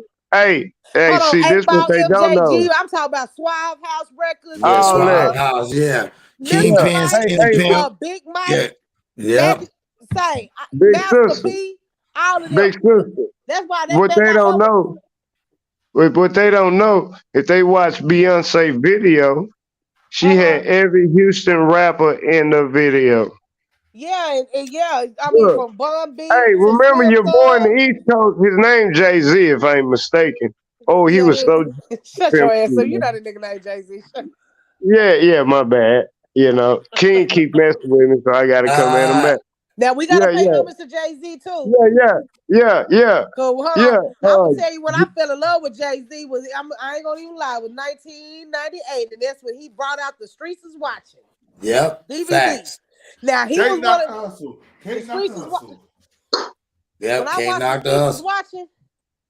We can't knock it. Hey, I told you and King that we No, was that's look. We might. no. What I'm saying is that's the song. Can't knock the hustle. You know No, what I'm I know saying? that, Carl. We might He not didn't know the song. That nigga didn't know the Yeah, that song. nigga didn't know that didn't know the motherfucking song. song, Oh yeah, man. I ain't No, know. I'm saying Yeah. that's why nigga Oh yeah. always want Oh to try no. to switch the shit up and Klaus, shit. let me get on King, Klaus. Let me get on King with his bobblehead, pit bull neck, canine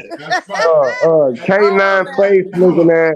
Hey, yeah, you don't want to hot side, King. I've been waiting on you now. Hold on now. I'm not gonna agree with that. Yeah, 'Cause I you were don't see a talking that bobblehead stuff or a Sunday. picnic. Yeah, I'm waiting on you, King. That's my big bro. We hot side with each other. You jealous because I can run a ball here, you can't, nigga. Man, look. Hold on, me and Keenan jump back on the camera now. Hold on, let me cut my camera on. Ah, shit. Hold on. Everybody Hold cut on. their cameras on. My camera on too now. My shit straight square, too now. little square head ass nigga. Turn your camera on. Take that hood Look, off, nigga. I know your Take that hood man, off. I know your hot. Look, hey, I know your hot potato face looking ass. Man, look, Oh, it look like I'm putting he said pies potato on you. face. Hey, I got it. Hey, I got his nose right here across. What you got? You got his nose. I got his nose. Yeah, I'm put the nose. Hold on, wait a minute. Hey. Hold on. I think I know what I need to do. Hold on. Finna show my age real quick right now. Let me look at this shit. She done threw her glasses on their ass, dog. She done threw the throwbacks on. Yeah, she got them throwbacks on there. What's going on? Yeah, we a bunch of old folks. Hold on, Miss Smith. Do I look familiar? No, you don't. No, you don't. Mr. Smith. Mr. Smith on the ass. Hey, okay. Let me know you finished so I can keep hot side. Look at him. Look at him. I bet you can't stand in the paint with me, King. ZZ on Sugar Hill Gang song and Sugar Hill Records. Man. Jersey. Hold on. Well, Jersey let me go ahead and break it down. I'm gonna go ahead and keep it 100. Because me being a female rapper, I love music. As a female rapper, we look at Salt and Pepper as paving the way. Roxanne, Shantae. Well, give us the music then. MC Light, right? Queen Latifah. Yep. Mona in the middle. Let me go ahead. I'm gonna go ahead. As a she can sing too, man. She can sing real good. Let me go ahead and school everybody on something. If you ain't listened to Tina Marie Square Biz, that was the first woman to ever spit bars. Yeah. Tina Marie did do that. Nah, she did. She was really, I mean, you know, but Rick James wrote it by way of he from New York. Yeah. Rick James. Buffalo. James is super freak. Super freak. Yeah. All New York niggas are.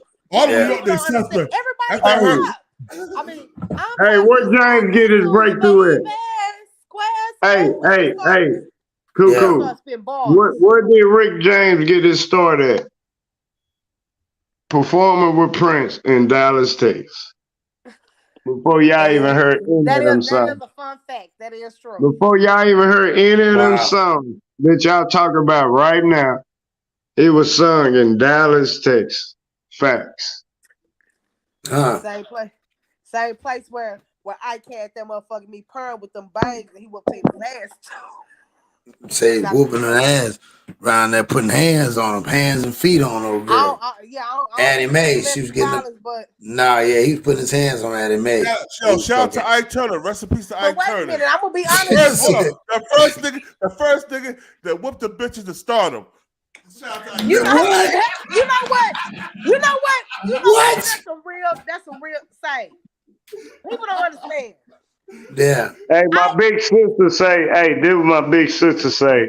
She say, Stone, yo, MTV rap. MTV, right?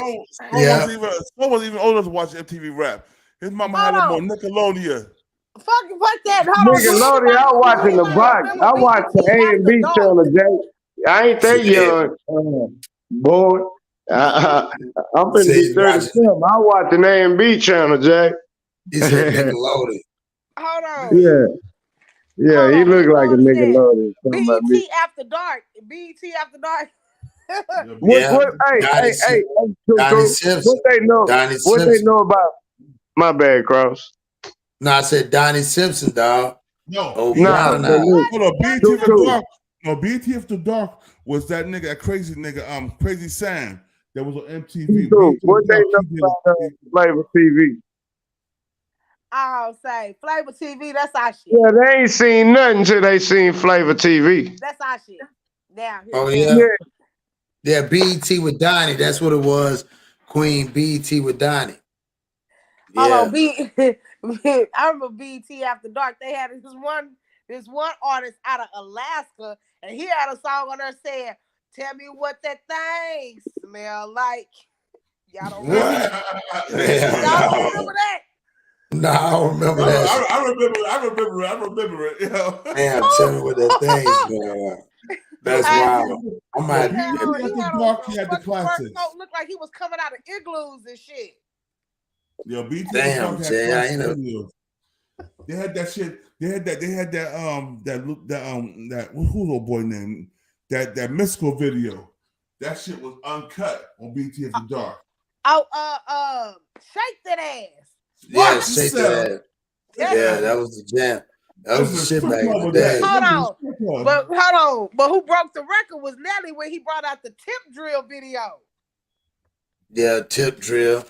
Yeah, that was wild. That's when hold on. Every time I hear tip, I think of a rap. Please don't say tip no more. Hey, my boy Rodney Floyd say in the chat, what about BET Uncut? Yeah, BET Uncut. Yes. Yeah, that was crazy too, BET Uncut. Rodney Floyd, Eastwick in the building. Hold on. Ain't nobody talking about Tigger in the basement. That's what I was about to say. What about the basement? Big Tigger. Hold on. I heard about Tigger in the back door from Steph Corinne. Yeah. In the back door with greasy lips ass Puffy. I heard that too. Yeah. I heard about that. I heard Corinne Stephens came in the room and the sheets was bloody. Yeah. Yeah, I heard about that. Yeah, I mean, I ain't gonna lie. Puffy been having the rumors swirling around him for a long time. Yeah, but y'all can't forget about your boy Chris, the mayor of Rap City now. You can't forget about the mayor of Rap City now. Can't. They had the waves, going to the side, big lip Chris. Yeah. Yes. Yeah. Yes. Rap City, dog. Hold on. Y'all can't forget about Rap City. Because old boy was on 106 Park 100. What's his name? The little nigga. Terrence J. No, I'm talking about the little nigga that rapped. Bow Wow. Little Bow Wow. Oh, he's 106 Park. Did you just bring up Bow Wow too?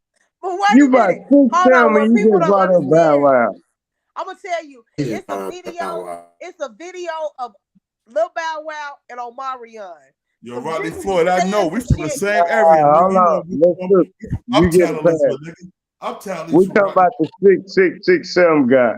Out of all the people he thought about, he brought up Bow Wow. Boy, I tell you. Bow Wow was 106 Park. Oh, he was Fab Five Freddy. Fab Five Freddy was the shit too. There you go, bro. Yeah, Ed Lover. Ed Lover. Don't forget about Dre and Ed Lover. Yeah. Ed Lover, Dr. Dre. Ed Lover, Dr. Dre. Yeah. Hey, but let me did that 45. Remember the 45 mix? Yeah. Hey, let me say this though, fella. With all due respect, like my East Coast brothers say, pardon body. Say, Pardon look, self. man, Pardon self. pardon self. Well, I'm gonna say pardon body. I'm from the South. I Oh, got you this. always want to be different. Country ass niggas. Yeah, pardon body. Pardon body means everybody be quiet. Shut your body down. But look, man, this is a real live, man, and I don't take the what's the word? The glory of bringing my sister on this panel. It's just God working mysterious ways. Allah working mysterious ways. Inshallah. I take her under my wing, and she done took me under her wing. Like this my real friend, and it messed me up yesterday when she told me she was married to him. So I was like, "You what?" I gotta be I honest say, with you because it's a but lot of let me say this, sister. Let me say this, then you can talk. I brought up Cross. I was like, look, I need you on my boy Cross stuff ASAP. So she called him like 5-6 times yesterday. He didn't answer, but he called back. You know, we was already after work. Talked to her the whole way to work and that night. Yeah. So this what I'm saying, man. This game and this what I want people to understand and realize has nothing to do, and I said this a while ago, has nothing to do with the East Coast, the South, the West, the Midwest. We all know each other in some type of way. Each one teach one. Yes. You do what I'm saying? So this game and this knowledge. So hit that like button on BTBTV. And we're going to smash on Cross Live. We're going to turn it up just like we turned it up. So, hey, man, we finna give y'all exclusive interview.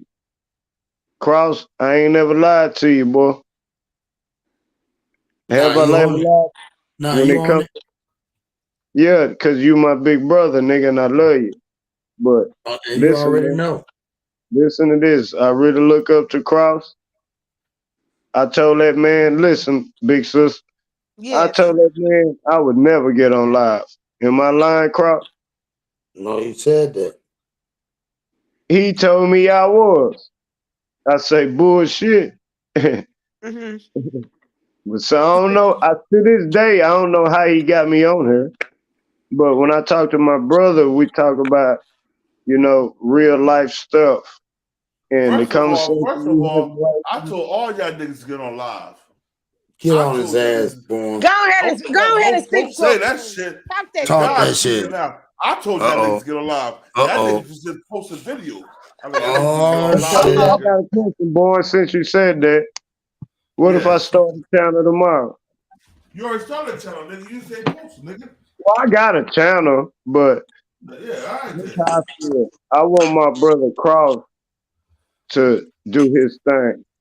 Me and Cross was on live when it was just 1 or 2 people. Now he got 200, 300, 400, 500, 600. Hold. I'm the one that told Cross to start his live. Get him, get his ass. Get his ass, boy. This nigga talking Hey, that shit. hey, Cross. I got to break the laws, Cross. Hold on, boy. This ain't got nothing to do with you, boy. Boy. Dewberry. Now the nigga Boy, this ain't got nothing to do with you. Just chill I out. told this nigga start. Hold on. He being funny. Listen, boy, you absolutely right, boy. Yo, Cross, what I tell you, Cross? Who told you to start your live? Hey, listen. That's what. Cross, No, you better tell the truth. Yeah, no, listen. Born it told me I need to start, but that night it was when I was on there. Shout out the neighborhood. Neighborhood called me. I had never met Stone, and he was on there talking. He was like, "Yo, you should start a channel and shit." And I was like, "Yeah, man. Everybody been telling me. Remember you was telling me about the StreamYard, Born?" And I was like, "I'm gonna do it." And he was like, "You need to do it." But it was like, damn, when Stone told me, he was like, "Yo, start," and that's when I started doing the shit. So I gotta say, Stone, you did as far as kept telling me about the stream, and I was like, "Fuck it, Stone," because I was like, "Man, I don't even." Because at that time he'd tell you, I ain't even know who Stone was. You newborn. It's okay for your friend to tell you, but it's a whole nother thing. Somebody that don't even know. Yo, Stone, I told him before you Get his ass. Get his ass. I told him before you told him, nigga. Yeah, get his ass. I told him that's how you gonna get his. I said, Boy, I ain't gonna lie, I'm I fucking don't want a out. hostile on you with your pit bull neck. yeah, You look like you I gonna put these turn guns. I on put these guns right here. I put you. these Hold guns right on. here, nigga. Little All ass right, nigga. man. Hold on, I here don't he like put up dogs. The last dog that bit me got shot. But anyway, Oh damn! allegedly. Hold Allegedly. on. Hold on. Y'all done This got me nigga all Lamar. hot now. I didn't have to come This up nigga, out my jacket. this nigga Lamar from BMF. The last dog that bit me got shot. I'm gonna How bite you you know back. I Hold on, might? not I'm gonna Lamar with bite the you. shit bag though. Like, Lamar with the shit back. Lamar with the shit back. Hey, look. I love this live. Man. This is funny. Look, I got some. Hold on, Kraus. I gotta go at King. You know King be on me. I'm gonna bring you some of this tomorrow, my brother. You see that? You say what? I'm gonna bring you some. I'm gonna bring you That's some baked of mine. spaghetti. Baked spaghetti? No, I need Preacher Son to be on Cross Channel tomorrow. Oh, for sure. Well, we're gonna set it up because what I want to do is make sure that we do it right. You know what I'm saying? Right. And I want to add some couple. I want to do a little bit. You'll I'm gonna be dig. able to talk to him behind the scenes and everything. And y'all can get everything orchestrated. Yeah, You yeah. organize the interview. Facts. And like I said, Preacher Son, he already know who the guys is. He from where I'm from too. So like I said, me and Cross, you gonna be on our live. You know what I'm saying? I don't care. I don't care about whoever get it first. It don't matter. I'm good. I mean, Because when I spoke with him, I mean, he really wants to, like he said, he really Hey, wants did to I be able ask to you come out to and tell his answer side this of the question, story. Cuckoo? Cuckoo, hold on. Answer this question. I asked you. I say, do he want to get paid or is he gonna do it for free? What was your answer when I asked you that today? He's open. Thank you. Right. So what I'm telling you now, If it's a situation to where you got, he wants to be able to, if he has to get any revenue, like you say, cash apps or whatever the kind of compensation of any kind. man, the money ain't no issue. He's not here to. He's not here to. He wants tell to. him He it's wants to be business. able to clear the air. So he more ready to clear. Look, I would throw him. Hold on, King. Hold on, King. The money ain't the problem. But you say he was doing it for free. It's about clearing his name. You know what I'm King, saying? talk to me. Listen what I'm saying before you start talking, Stone. You gotta do the knowledge, and then you gotta do your wisdom. Knowledge, You wisdom, don't think I did understanding. that out? No, what I'm saying is this is what I'm saying. She wouldn't be on here if I didn't do that. Bro, I know that, bro. Like he explained to me today that I negotiate the details because he knows I have his best interest. Right. Yeah. And what I'm saying is right now, you know what I'm saying? Cross, he got the South. I got the North. You know what I'm saying? Right. More North niggas want to know about this shit because they want to make sure who he is and all that. You know what I'm saying? Because he got a lot of motherfuckers out there. I sent you. That's the reason I why disagree with that. when I disagree with that. When I sent you the picture, I mean, I don't mind. I'll send you our wedding picture. Hold on. You want me to hold on? I can show you that it's the truth. It's the true deal. Well, show everybody. You know what I'm saying? Like true deal on really and truly what it is, because he wants it to be understood and overstood that he isn't here to really put no stories out about his father, about anything that isn't true and that isn't.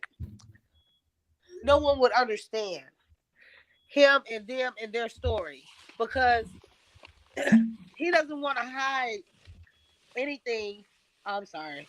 I'm digging through all this shit coming through. That's the reason why I sent you the thumbnail with the picture of me and him so people would know and understand that. Right. And I posted the thumbnail. Yeah, it ain't no cap on my end because you got women who will come around. Oh, I used to fuck with him. Oh, I used to be with him. Nah, I know ain't none of that true. Hey, hold on, Miss BTV. Hold on, let me say this. Miss BTBTV, you know you're my sister. I don't mean it that way. Oh no. No, I ain't talking to you. I'm talking to my big sister. Big sister, I don't mean it that way at all. Come on. She joking with you, but come on, man. You know how we do. Oh, you talking to somebody? Nah, I'm messing with her. I gotta mess with her back. Miss BT, you big sister. You and Black Widow, y'all my big sisters. I mean, I'm just glad that I'm able, a guy from Dallas, Texas, to meet my homegirl that was married to a cat that's from the East Coast. And I'm glad that I'm able, like, she makes me proud. Like, y'all don't know, ask her. Every time Kim texts me, I text her, hey, 11 o'clock. Then it went to another time. And then it went to tell her to hit me right now before the live even happened. Sister, my apologies if I said the wrong thing. I don't mean it that way. You good, bro. You ain't saying nothing wrong. We fuck with you. Always fuck with you, bro. Knock it off, bro. You so I'm just on the side, man. Nigga, you're a sensitive gangster. You can't be a sensitive. Hey, hold on. See, look, now I got a high side. Hold on, big sis. Now I got a high side. Did he say a sensitive gangster? Did he say a Hold on. You can tell I'm from the South. Look at the background on my poster though. Got that Pimp C. R.I.P. to Trill. Big sis, you better tell him. Hey, they knew me before I knew them, King. That's why me and you and Cross and her relate the way we relate. Like I say, she came to me first, and y'all too. Cross, I met Cross, and Cross introduced me to you, King. We family. But I'm gonna tell you, I like smelling. Listen, King, you say you bully the bullies, right? So I'm gonna tell you, I like smelling my own flowers sometimes. Because I always give everybody else their flowers. Now it's my turn. Yeah. That's why I don't just talk. I show action. And King, you know that. Hold on. Answer this question. I'm gonna shut up. Look what your sister said. Did I answer my question? Did I? Then say yes or no. Look what your big sister said. Look what your big sister said across the screen. Look what your big sister said across the screen. Sorry, I had to move some stuff around. Don't laugh a lot. Call my hubby a pit bull one more time. Look, your hubby is a pit bull, and I'm gonna put him on a leash. He keep talking. I'm gonna tell you right now. That's my boy. That's my big bro. Hey, he might beat me up one day, but look, I'm gonna hit him in a place that he ain't never felt before. And then I'm gonna call Cross. Show you guys. Hold on. I'm gonna go ahead and hold on. Y'all done had me go back to the vault. Go back to the vault. Pull it up. Pull it up. I don't know how if I hold up. I had the most magical wedding day ever. With you and Preacher Son. You showed me. Yeah. Yeah, you showed me. I don't know how if I can hold on. Hey, you got another phone? No. Look hold on. There you go. We can't see it, baby. You gotta pull it straight up. We can't see it. Hold on. I'm gonna have to pull. Oh Lord. You gotta put it in the phone like you talking. Like put it straight into. Hold on. No, hold on. 1 second. Let me. I'm gonna blow you up. Hold on. Solo layout. That's him on our way. Hold on. I don't know if I can show how to get it. Are you good? Hold on. Pull up. I got you right there. I got you on big screen. You see him? That's the black dude. They all black. The hat on. My husband got the hat on right there. You heard me? No, I see him. Yeah. No, I got a high side on you, girl. Show them other pictures. Look, you know, me and you gonna thug tomorrow at work. We gonna do our thing. For you tomorrow, I'm gonna bring you Show them the other pictures. God damn it. Show them the pictures you showed me. And I was like, dang. Yeah. You got a lot of pictures, man. We got, hold on, my uncle and auntie had a mansion in Cedar Hill. Damn. We got married at. That's For right real. there. Well, never mind, In Lake Cross. You Ridge. know what I mean. My auntie and uncle had a mansion in Lake Ridge. Show the picture. Hold on, which one? Hold on. This is the key one right here. Let me go You ahead gotta and show hold it you. straight, baby. You gotta hold it straight. We can't see it.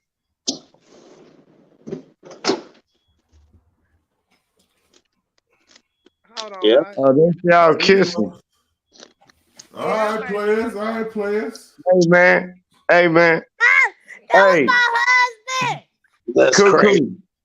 Cuckoo. Tell him the truth, man. A Dallas nigga, and she from my side of town. Earth is our turf. Earth It ain't what we know. We all are one. He love Cuckoo. And Cuckoo Yeah, I love know. shit. My mama loves you too. That part. That part. Shit. I had a gangster paradise type of Shout out to my mama, Black Widow. Shout out to my mama. They're my big sister, Black Widow and Miss BTBTV. Yeah, They're my hey big Black sister. Widow, how you doing? You got to Miss, hey, Queen too. On the same day as my grandmother and my grandfather. That was the day that we got married. Same day as my grandmother and grandfather. But no, I ain't trying to overtalk. I'm just happy that my homegirl, like, she real solid. Like, y'all don't understand how solid she is. She gave me some game the other day. We ain't gonna say it on live. We know what we said. But it is what it is. Nigga, anybody give you some game, you little ass country ass nigga. We all give you some game.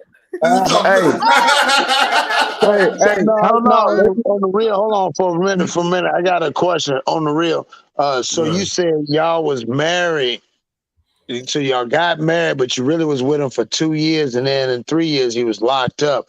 So We were together 5 years, but we were actually legally married on paper for 10. Oh, okay. But you said he went to jail. But you said he went to jail when y'all got married. He went to jail 2 years after we had gotten married. Right. So what was he went to jail for? On some falsified charges. Okay, I got you. Let's tell the charges. We talked about tell the charges. It's all good. Oh yeah, he had got locked up. He off parole and everything. He got out in 2017. He got locked up in 2015. He got yeah. On a kidnap. He was charged at that time for a kidnapping. In 2012, he got locked up for kidnapping, extortion, and gangster shit. That's that East Coast shit. Right. And at this time, and then I went back to New York to go and see him, and that's when I. RD, I got a question though. This for the chat and this for everybody on the panel. Uh-huh. Because me and you had this conversation earlier today. Yes. He told on somebody, right? No. No, listen to me. In your mind, he didn't. But somebody told him. Okay. He told on his he had his own charge. He had his own charge. So this my thing. But also, I want people to understand one thing. Listen to me,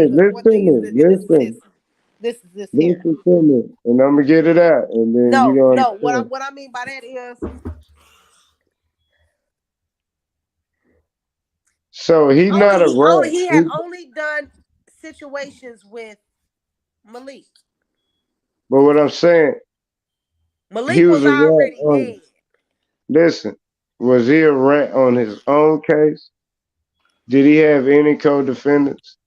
He had. Hold on, it was 18 co-defendants on their case. Period. Okay, so did he rat on any of them 18 people? Or 17 people? He didn't have to, because he didn't commit any crimes with anyone else but Malik, and Malik was already dead. So this is my next question. Because you know I'm like a journalist now. My brothers out here, they turn me into a journalist. But I like to ask, you know you my homegirl. Oh, of course, yeah. You my nigga. And you ain't married to him now. No. You just know him.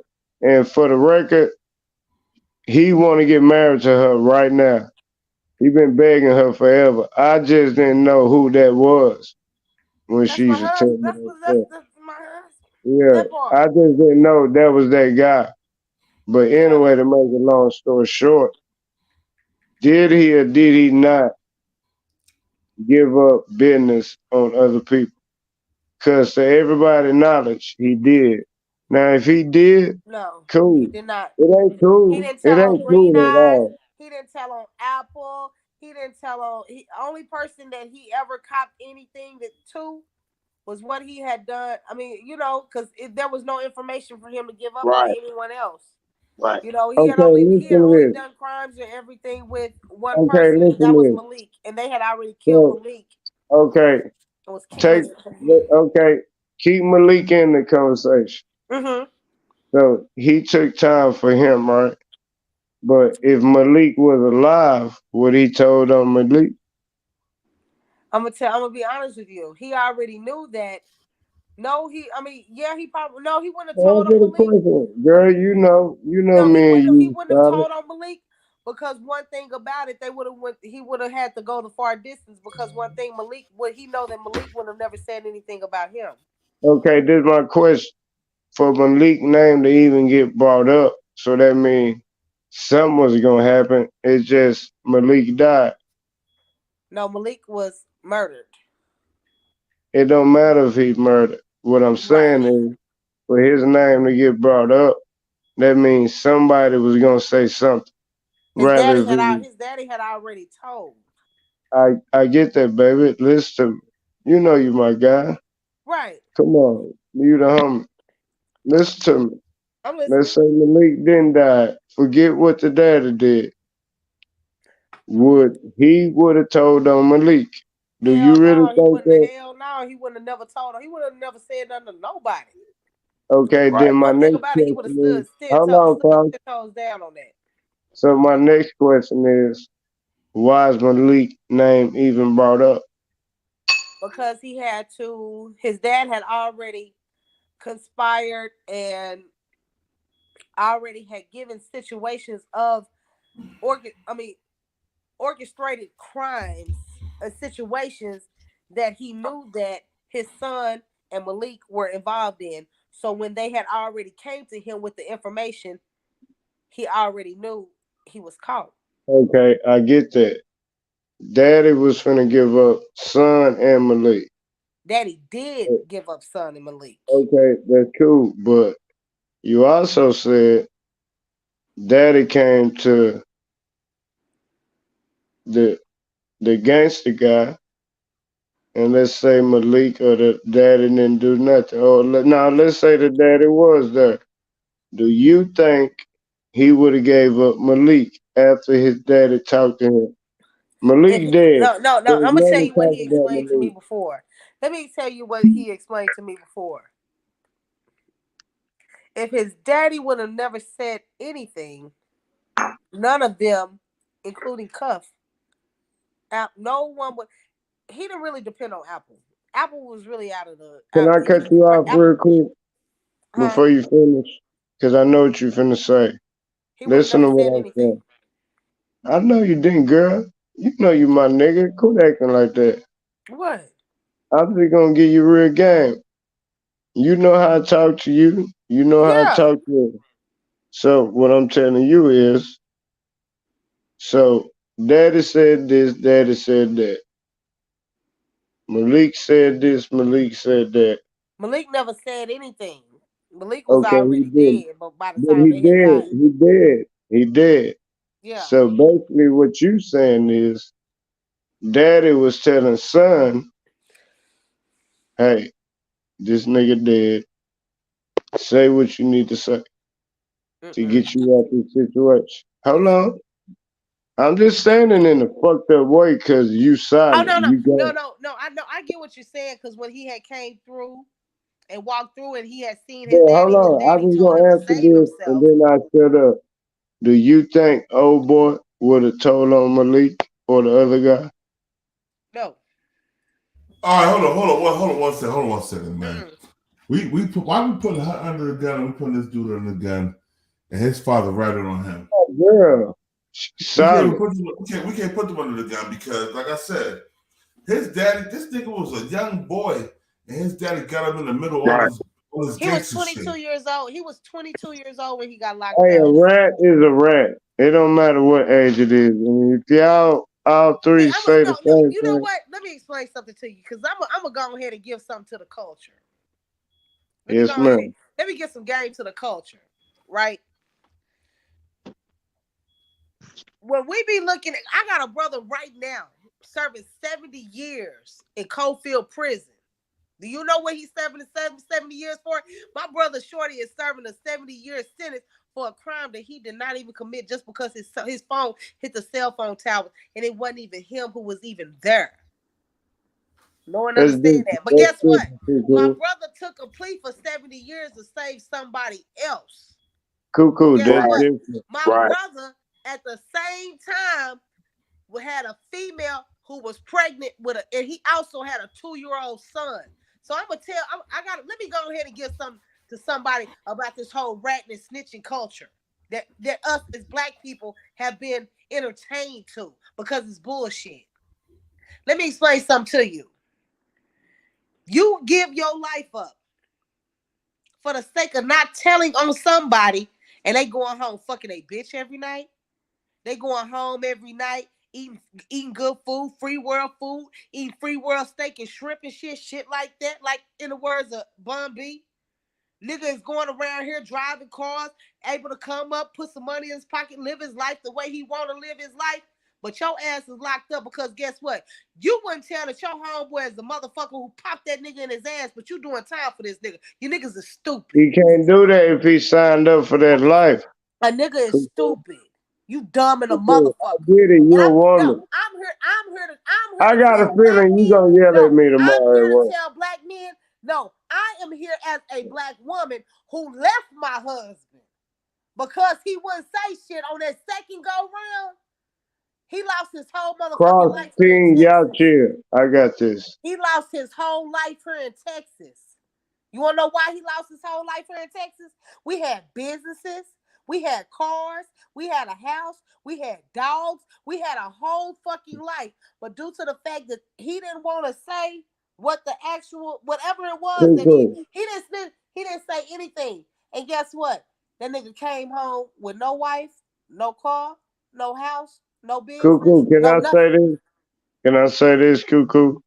I know that you told me that. And listen, girl, you my friend, and we gonna shoot the shit at work tomorrow. Right. Black men gotta get out of the culture. No, I get the part, the black man, but this the thing where you confuse me at.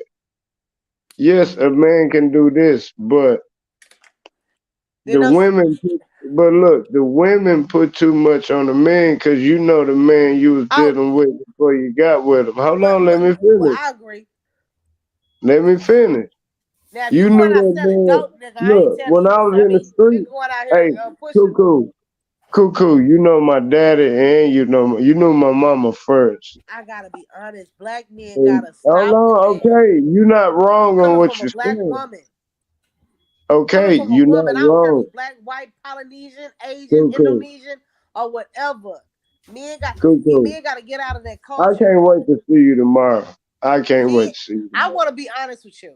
Men have to get out of the culture of saying, okay, Have you ever wondered why cats randomly bite your hand when petting them? Is it more important for you to keep the G code with your homeboy, but you missing your son's football games? You missing your son going to college? You talking to me? Your son, no, understand where I be coming from. And this is one thing that us as black people us as a culture of people gotta understand. And you being raised in a crime family, you being a crime syndicate, crime boss, man, say people can say whatever they want to. Italians snitch on each other like a motherfucker. Hey, Italians are the biggest rats. But look, Cuckoo. Yes. I done told you about my son. I was showing people my son today. Have I ever hid anything to you? Ever? No. Ever. I'm not saying that. Say, man, if you Listen, know you gonna get ready to go down there, not you wrong. gotta do 60 months. 60 months, man, nigga, you better take that charge. You better take the I took the charge.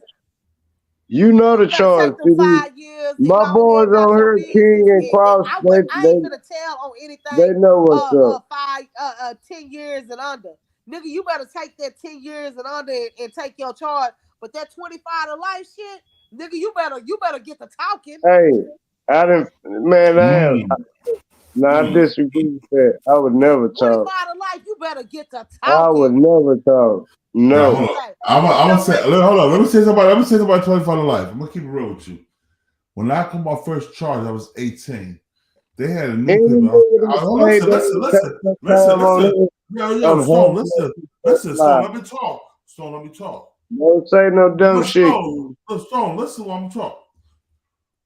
When I was 18, they had newspaper. I was gonna do 25 to life. Listen, Brian, let me talk. They had a newspaper. I was gonna do 25 to life on a fucking drug charge, bruh. I took that shit to trial, and by the time my lawyer got finished dissecting them niggas, they couldn't give me 5 years. I cut that to 5 years. You dig what I'm saying? My paperwork is all on the internet. You know what I'm saying? I don't have to lie about shit. Right. So with me, I couldn't do it because my father put it instilled in me from youth. Nigga, stop tattletelling. Don't tell nobody.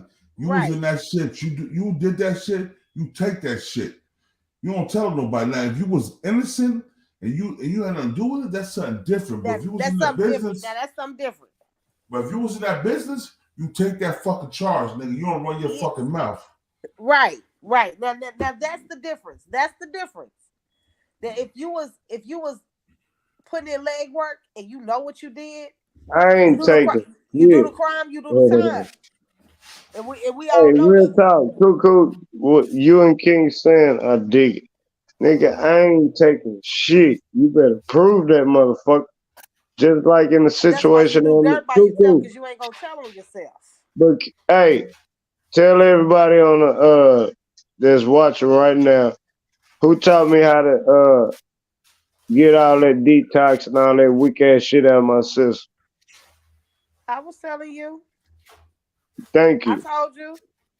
Thank you. Hey, nigga, I passed 3 drug tests. Look, I called Cross and I failed one Tuesday, but I took one Wednesday, Thursday, and then the bitch don't even call me in, that motherfucker.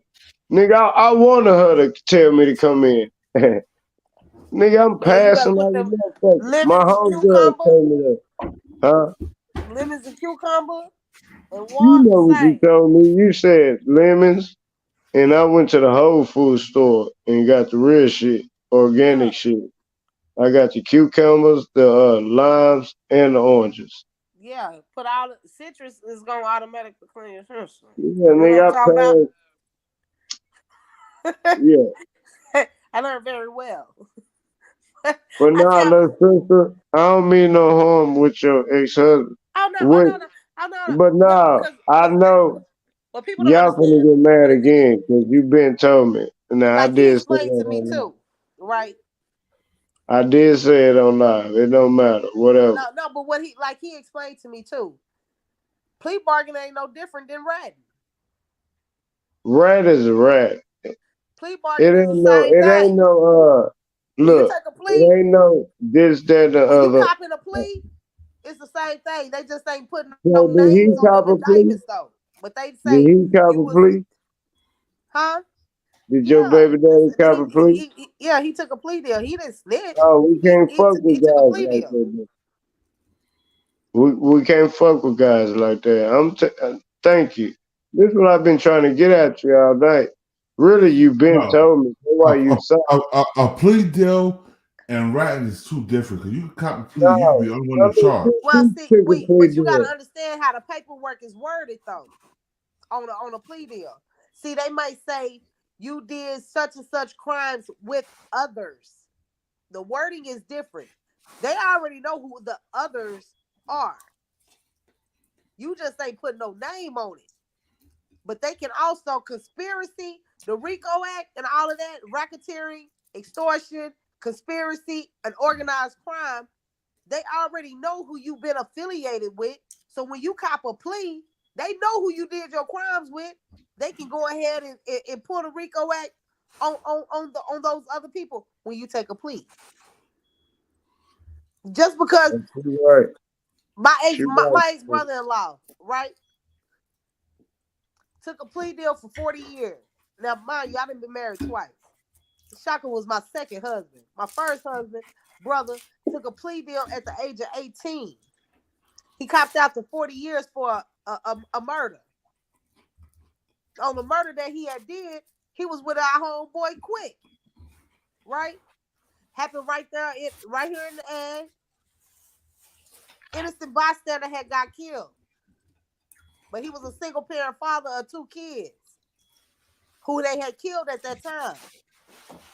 But he was shooting up in the air, so they couldn't really put the murder on my ex-brother-in-law Brian, right? So Brian copped a plea for 40 years and said he had done crimes with others. They knew that the only other person it was the dude Quick, because they had 2 witnesses. Hey, let me say this. Hey, they King. had 2 chicks that was witnesses. Go ahead, you'll talk, bro. I ain't saying nothing. Go ahead. I'm listening. Nah, let me tell you this, and you can keep talking, big sis. That's why I'm in the case that I'm in, bro. Because it ain't no trial with us. We gonna automatically lose. So sometimes we gotta take cases that we know we absolutely right. Some of us ain't got the money everybody got. That's why I'm in a position. But go ahead. But what people don't understand, the difference between copping a plea and going to trial, you might blow trial, but your appeals can go all the way through. When you cop a plea, you can't get no appeals like that, because you've already pled guilty to the cases that that's already established. So when you cop a plea, you've already admitted to committing those crimes.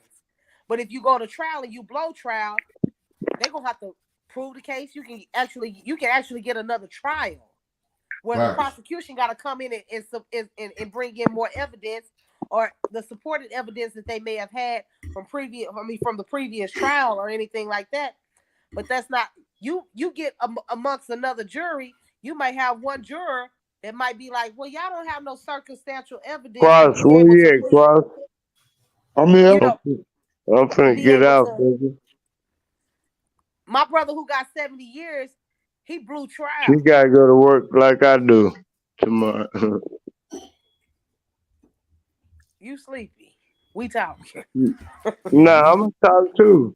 No, but I feel you though. But Nah, I'm talking. I don't want to hurt that feel you. Cause look, I got something to say, and I'm tell you. Tattletales. I was the bully kid. Hey, look. Then you had my. Hey, listen. Don't nobody know what we talking about. This is an inside joke. Then you had my back last night. You goddamn right. Okay, enough said. But anyway. Well, first of all, we don't want to hit no inside joke shit. We live on a platform right now. Well, we live. We ain't gonna hang up. No inside jokes. I had to check on my big bro Cross because shit, he got quiet on me. I'm just saying. I'm eating. I'm listening. Cross ain't saying nah. No, yeah, I'm I want to hear what Cross say. No, I'm trying to listen to her. You was saying something. You was asking her a question. So I'm trying to figure out when y'all was talking about it. My question was, like, her loyalty is, what's the word? Yeah, give me the word. My loyalty Unpackable. Her word is nothing. Look, man, this is my friend. Before all this, I'm talking about. See, you. No, let me say what I'm gonna say. You better say what you're gonna say all night, bro. King, be quiet. Shut up, for I hot side on you again. King. I'm about to crack up. Yeah, that's my big bro. He like talking shit. He been on me about 2 weeks. He don't even shout me out no more when I write in the comments. I would shout you out, nigga. Shut your drunk ass up, nigga. You only shot me out twice in the last 2 weeks. But look here. You only been on my show twice in the last 2 weeks. But nah, we're gonna talk about big sister, man. I appreciate that, man. And I really appreciated that I can bring it to my brothers, Cross King. I'm glad I can bring that because King really from the East Coast. Oh yeah. Cross Earth is his turf. East Coast, South, Canada. Bro. First of all, I'm universal. I lived everywhere. I bodyguard Man, everywhere, bro. you just been to the South. You ain't been over to Canada. Be quiet. Well, I've been to Canada. I've been to Canada. I've been to He Europe. got off camera for that one. He can't. Hold on. Let me show my face again. Let me show my face again. Uh-oh. Let me show my face again real quick. There it is. Yo, bro, I've been to Europe. I've been to Canada. I've been to Japan. I've been to China, bro. I've been Africa. My boy Cross played season. He beat you. Show me all the passports or the dots. I ain't even looking at this shit. Nigga, go check my federal background, nigga. You'll see it. Go check my state background. You'll see it, nigga. Don't make me call Willie. Don't make me call Willie D on your motherfucking ass, nigga. Willie D, like Queen Latifah strap on him. So fuck Willie D. You know you lying, nigga. You hear what my brother said? What Cross said, man? What Cross? I need Cross. That's crazy. I need Cross. Make sure you give my presents, man. You know how I do. Nah, he lied. He gave Willie D. Hey, big sis, he gave Willie D his credit. Oh, I mean, you know, it is, yeah. Right. You know, but regardless of what anybody think of, I mean, shit. In my opinion, anytime it ain't no real rap niggas no more. Shit, ain't no real gangsters no more. Right. It is gangsters. You met one. His name's Stone Street. I mean, yeah. Nigga, you ain't a gangster. You a civilian, nigga. You a civilian. Knock it off. He said, "Oh shit." That nigga a civilian. Knock it off, nigga. You copped out and got 10 years probation, nigga. Knock it off. You a civilian. Uh-oh. No, he came off. Hold on. My camera going off. That's crazy. Niggas, I don't bite my tongue, nigga. I did prison time and I did parole time and federal probation. Nigga, you copped out that year, 10 years probation, nigga. You told yourself, nigga. Same thing, same time, man, same time. Same time, man, same time. Yeah, no, man. No, I just want to know because, again, like you said, in the relationship, like you being mad, like, and that's why I asked, what was that a strain that made y'all split up based off of all the stuff that he was still doing, like, you know, before he went to jail and stuff? Well, you know what? I gotta be honest with you. Before he went to jail, and went to jail, I had the illusion and I can't say illusion. I had a. Hey, hold on. Who's that talking? CooCoo. Oh, my bad, baby. Goddamn, hold on. Let me finish this.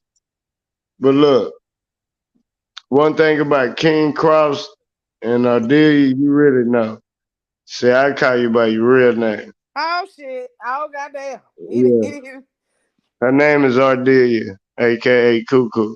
It is. That's the homegirl. But I'm going to tell you, when it comes to Cross and King, they're my guys. And you already know how I feel about you, Cuckoo. Yeah. I mean, you knew my mama, and I didn't even know you knew my mama. Yeah, because your mama real G, too. What I'm saying to say we was is, hanging at the Chocolate Lounge. yeah, that part. They don't know nothing about that South Dallas stuff, man. Yeah, it's Chocolate Lounge right there on on the block, man. On the block. On the But block, look, yeah. I love my big bros, man. On Lamar, off of Lamar. Yeah, that part. See, they don't know nothing about that.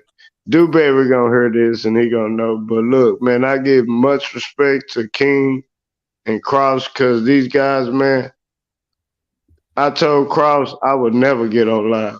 Am I lying, Cross? I know I said that earlier, but I'm gonna say it. But no, you're right. Yo, where you go?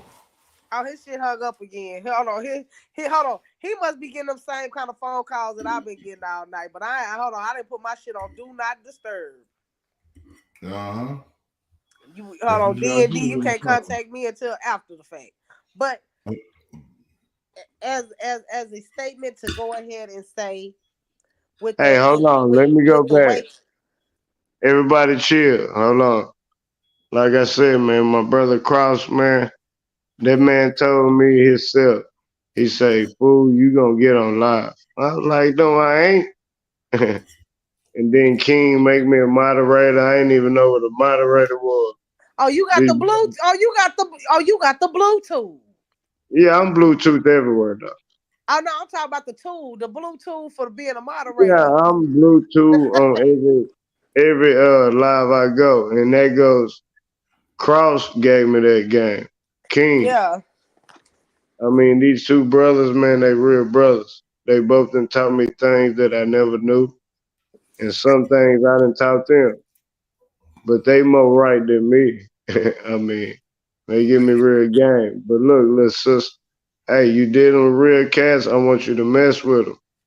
Cause Oh, of it's course. crazy. That, I'm fooling with it. Like I'm fucking with it. Like I really, I dig the vibe. The energy is great over here. I oh, yeah. see that the content is even better.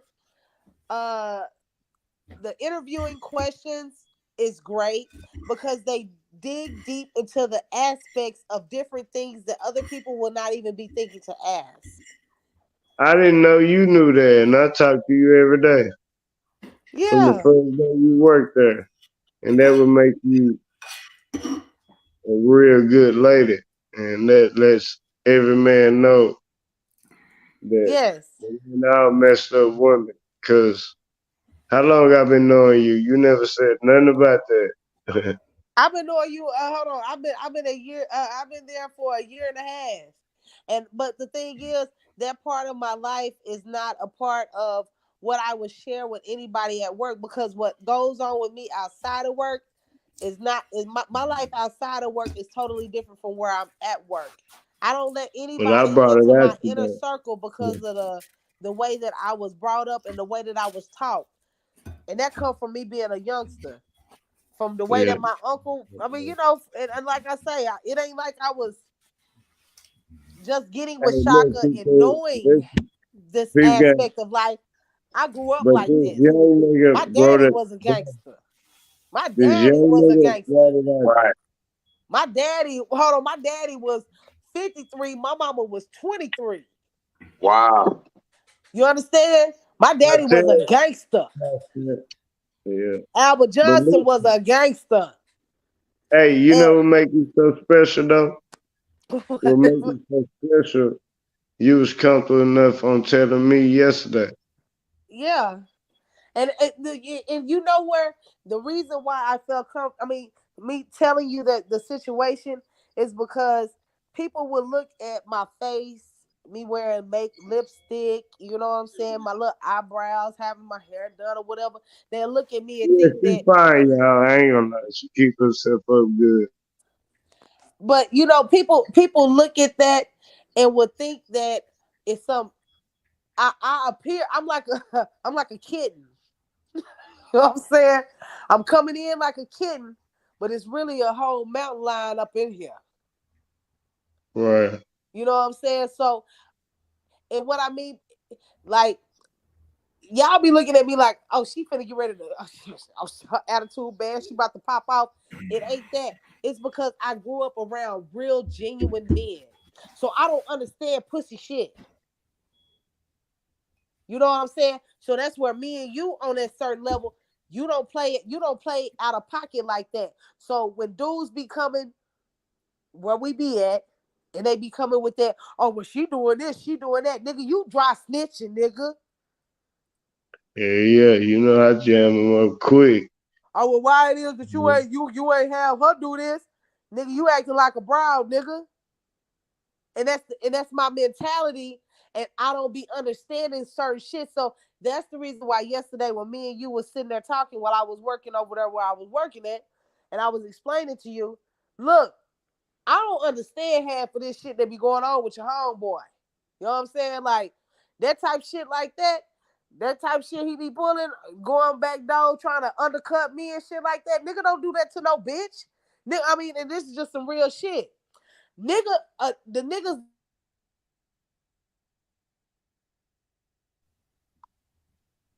Yo, we in the building, man. Going to allow a woman not to be a delicate flower. All right, let me ask you a question, Queen, real quick. So you and the brother, y'all still in contact, Kevin, right? Oh yeah. Oh yeah. All right, so how do he feel? How do he feel about the energy that people is giving towards him? He's really, how can I put it? He's really skeptical on certain things. He's still very, very reserved due to the fact that him not knowing and understanding how people are gonna perceive him. People's perception is much different than, back then. You gotta understand, from the 60s, 70s, 80s to the 90s, they were real gangsters. Facts. These 2000 crack babies, we in a whole different generation. In a generation, it ain't so much of you saying that somebody is snitching, but these niggas got skinny jeans on now. They showing their little ethical draws. They want niggas to look at their little booty print. You know what I'm saying? We in a whole different kind of era of what we call manhood. Right. And niggas, they looking at themselves as being a man because they might have a AR-15. You know what I'm saying? They got the 223. Hey, them niggas suckers though. We see that shit a mile away. Hey, Stone, let finish answer the questions, bro. And that don't make them no real gangster.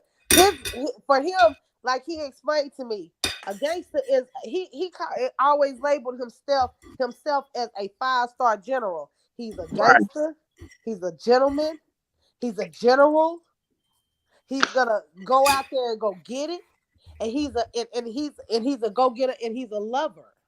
Right. So men get it all twisted to think that you being. See, it's a difference between being, like I say, a thug, being roguish, and being a gangster. A gangster man is a gentleman. Yep. A gangster is a real gentleman. A gangster is gonna be able to open up the door for a woman. A gangster will be able to really play by the G code on a sense of, I'm not going to go in a situation to sabotage the whole my whole crew. Yeah. And that's his aspect of everything. He really gangsters move in silence. A thug nigga gonna be out here, oh yeah, I pop your ass, I pop you, I do this, I do that. A thug nigga will do that. But a gangster nigga let you talk loud to him, to talk shit, and then in the background, nigga, I'm gonna catch you coming out that back door and pop your motherfucking ass, and ain't nobody gonna know shit. Right. That's how real and that's what was explained to me. So he has the aspect of life of, he lives different. He doesn't want that perception to still be labeled on him, especially at the age that he is. Especially he want to live his life different, because I'm no longer under the wing of my father. I'm no longer under that influence, that culture. They see my dad every day. Right. But that influence, that culture back then, from, like I say, the 60s, 70s, 80s, and 90s, where niggas really stuck by the G code back then. Right. It wasn't none of that. oh, I'm finna get ready to go and do a crime. Me and my homeboy, we ride in the car and he get into it with some niggas and he ended up popping that nigga ass and we both end up going to jail as soon as then he the one who did it. No, it ain't Hold like on, that. hold on. Let me say something to Cross real quick. It'll Cross. I'm about to show you something real quick, Cross. Hold up. We're back to the 90s. Ain't no half stepping, because I'm the Big Daddy Kane. Let's go, Cross. Hold on, he didn't came out the woodworks on that one. Miss BTBT told me to show you. Ain't no half stepping, because I'm the Big Daddy Kane. Let's go. Yeah. That's what people. I'm gonna tell you something. Even when it came to rap music back then, people would look at Big Daddy Kane, KRS-One, Kwame. You know, they was Eric B and Rakim. You know, Big Daddy Kane was a smooth operator. He was a ladies' man, but that was the perception. But really, you think that Big Daddy Kane really could have went up against Kool Moe Dee could have really went up against Big Daddy Kane? Hell no, Kool Moe Dee can't go against Big Daddy Kane. No. See, Kool Moe Dee had the perception of a gangster. Big Daddy Kane was a real live street gangster from Brooklyn. For real. Niggas don't know that. Yeah. For real. But but just because I'm charming the ladies to sell some records don't mean you're gonna be able to run up on me and do no whole shit. Right. That was the myth, and people would get that. People get that misunderstood. That's the difference between being a gangster and a gentleman. I remember Eric B and Rakim when I was younger. Like I say, my uncle was a heavy hitter. So I remember being 12 years old, Eric B coming down here to Texas. My uncle was the nigga who he plugged in with. Because he was on that shit. Sniffing that powder. Nigga was smoking that crack. Oh, damn. TMI. Oh, my bad. Let me You get talking about Eric B, right? Yeah. Eric B was a crackhead, yeah. Rakim, they all flipped powder, but Eric B was a crackhead. I heard about that. Yeah. He smoked crack with Wendy Williams. Wow. Yeah. And when I tell you, like, no bullshit, like, when Eric B would come down, when he would come and say, man, my uncle, like, Don Curry, the boxer, and all, like, I grew up around all of them. My uncle was a heavy hitter. Like, my uncle home, like, and one thing about it, my uncle was a gangster. Moved in silence. Right. Never ratted and never told on nobody, but everybody who he was around may have been, but my uncle's name never ever came up on no paperwork. Nigga can't ever say my uncle was a motherfucking snitch. Not ever. But my uncle moved in such silence because he did whatever he had to do on his own, by himself, and did whatever. Pulled himself back. And now he is a humbled man, God-fearing man, into the church. God transformed him because guess what? God, I will always bring you back to your roots. Right. God will always. That's the reason why people got to understand when it comes to certain circumstances in life, we are just, you can be born into situations and you can be bred into situations, but you can always pull yourself out of situations because we always have a discernment of our spirit. It's something that always speaks to you, and that's always God that speaks to you first and say, I don't think you need to go that way. That's real. But you keep driving and you make that left on that next street and you get yoked by the laws. God damn, something told me not to come that way. That was God speaking to you first. You better start listening to that first voice that speaks to you first. Hey, let me say this. I got caught with 52 sacks before I started working. This when Obama won the president. Hey, look, we were smoking that kush. You remember when that song came out? Smoking on Keisha and blowing on Keisha. Smoking on Keisha. Say, that's when that Keisha hit in Texas, born and crossed. Man, look, we ride right by the police. We could have went anywhere, but our dumbass, I just got out of jail for 5 acts. I can say it now, it's over. But anyway, man, the police let them go just to pull us over. Say, bro, look, they didn't even mess with me though. I was messing with them. You know, I talk quick, man. I talk fast. I say, man, Obama won. Let a black man make it. I say, who y'all vote for? The homies in the back seat, they like, oh, goddamn. They say, we voted for Obama. I like, look, man, these just my smoking sakes, man. I just got out of jail for this case. I'm just trying to get high. Who is that you put up on the screen? That's my little bro. That's Chris. That's He hard. BTBTV. We bully the bullies. Okay. And see, He that's hard. what I'm saying. I need to tap in because I be on this old messy TV shit on YouTube. You know? I need to tap into some real content. Let me tell you some real music. No cursing. Bars.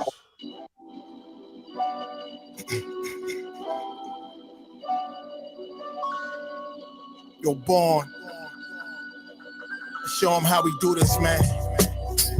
BTBTV. We bully the bullies. No run, no retreat.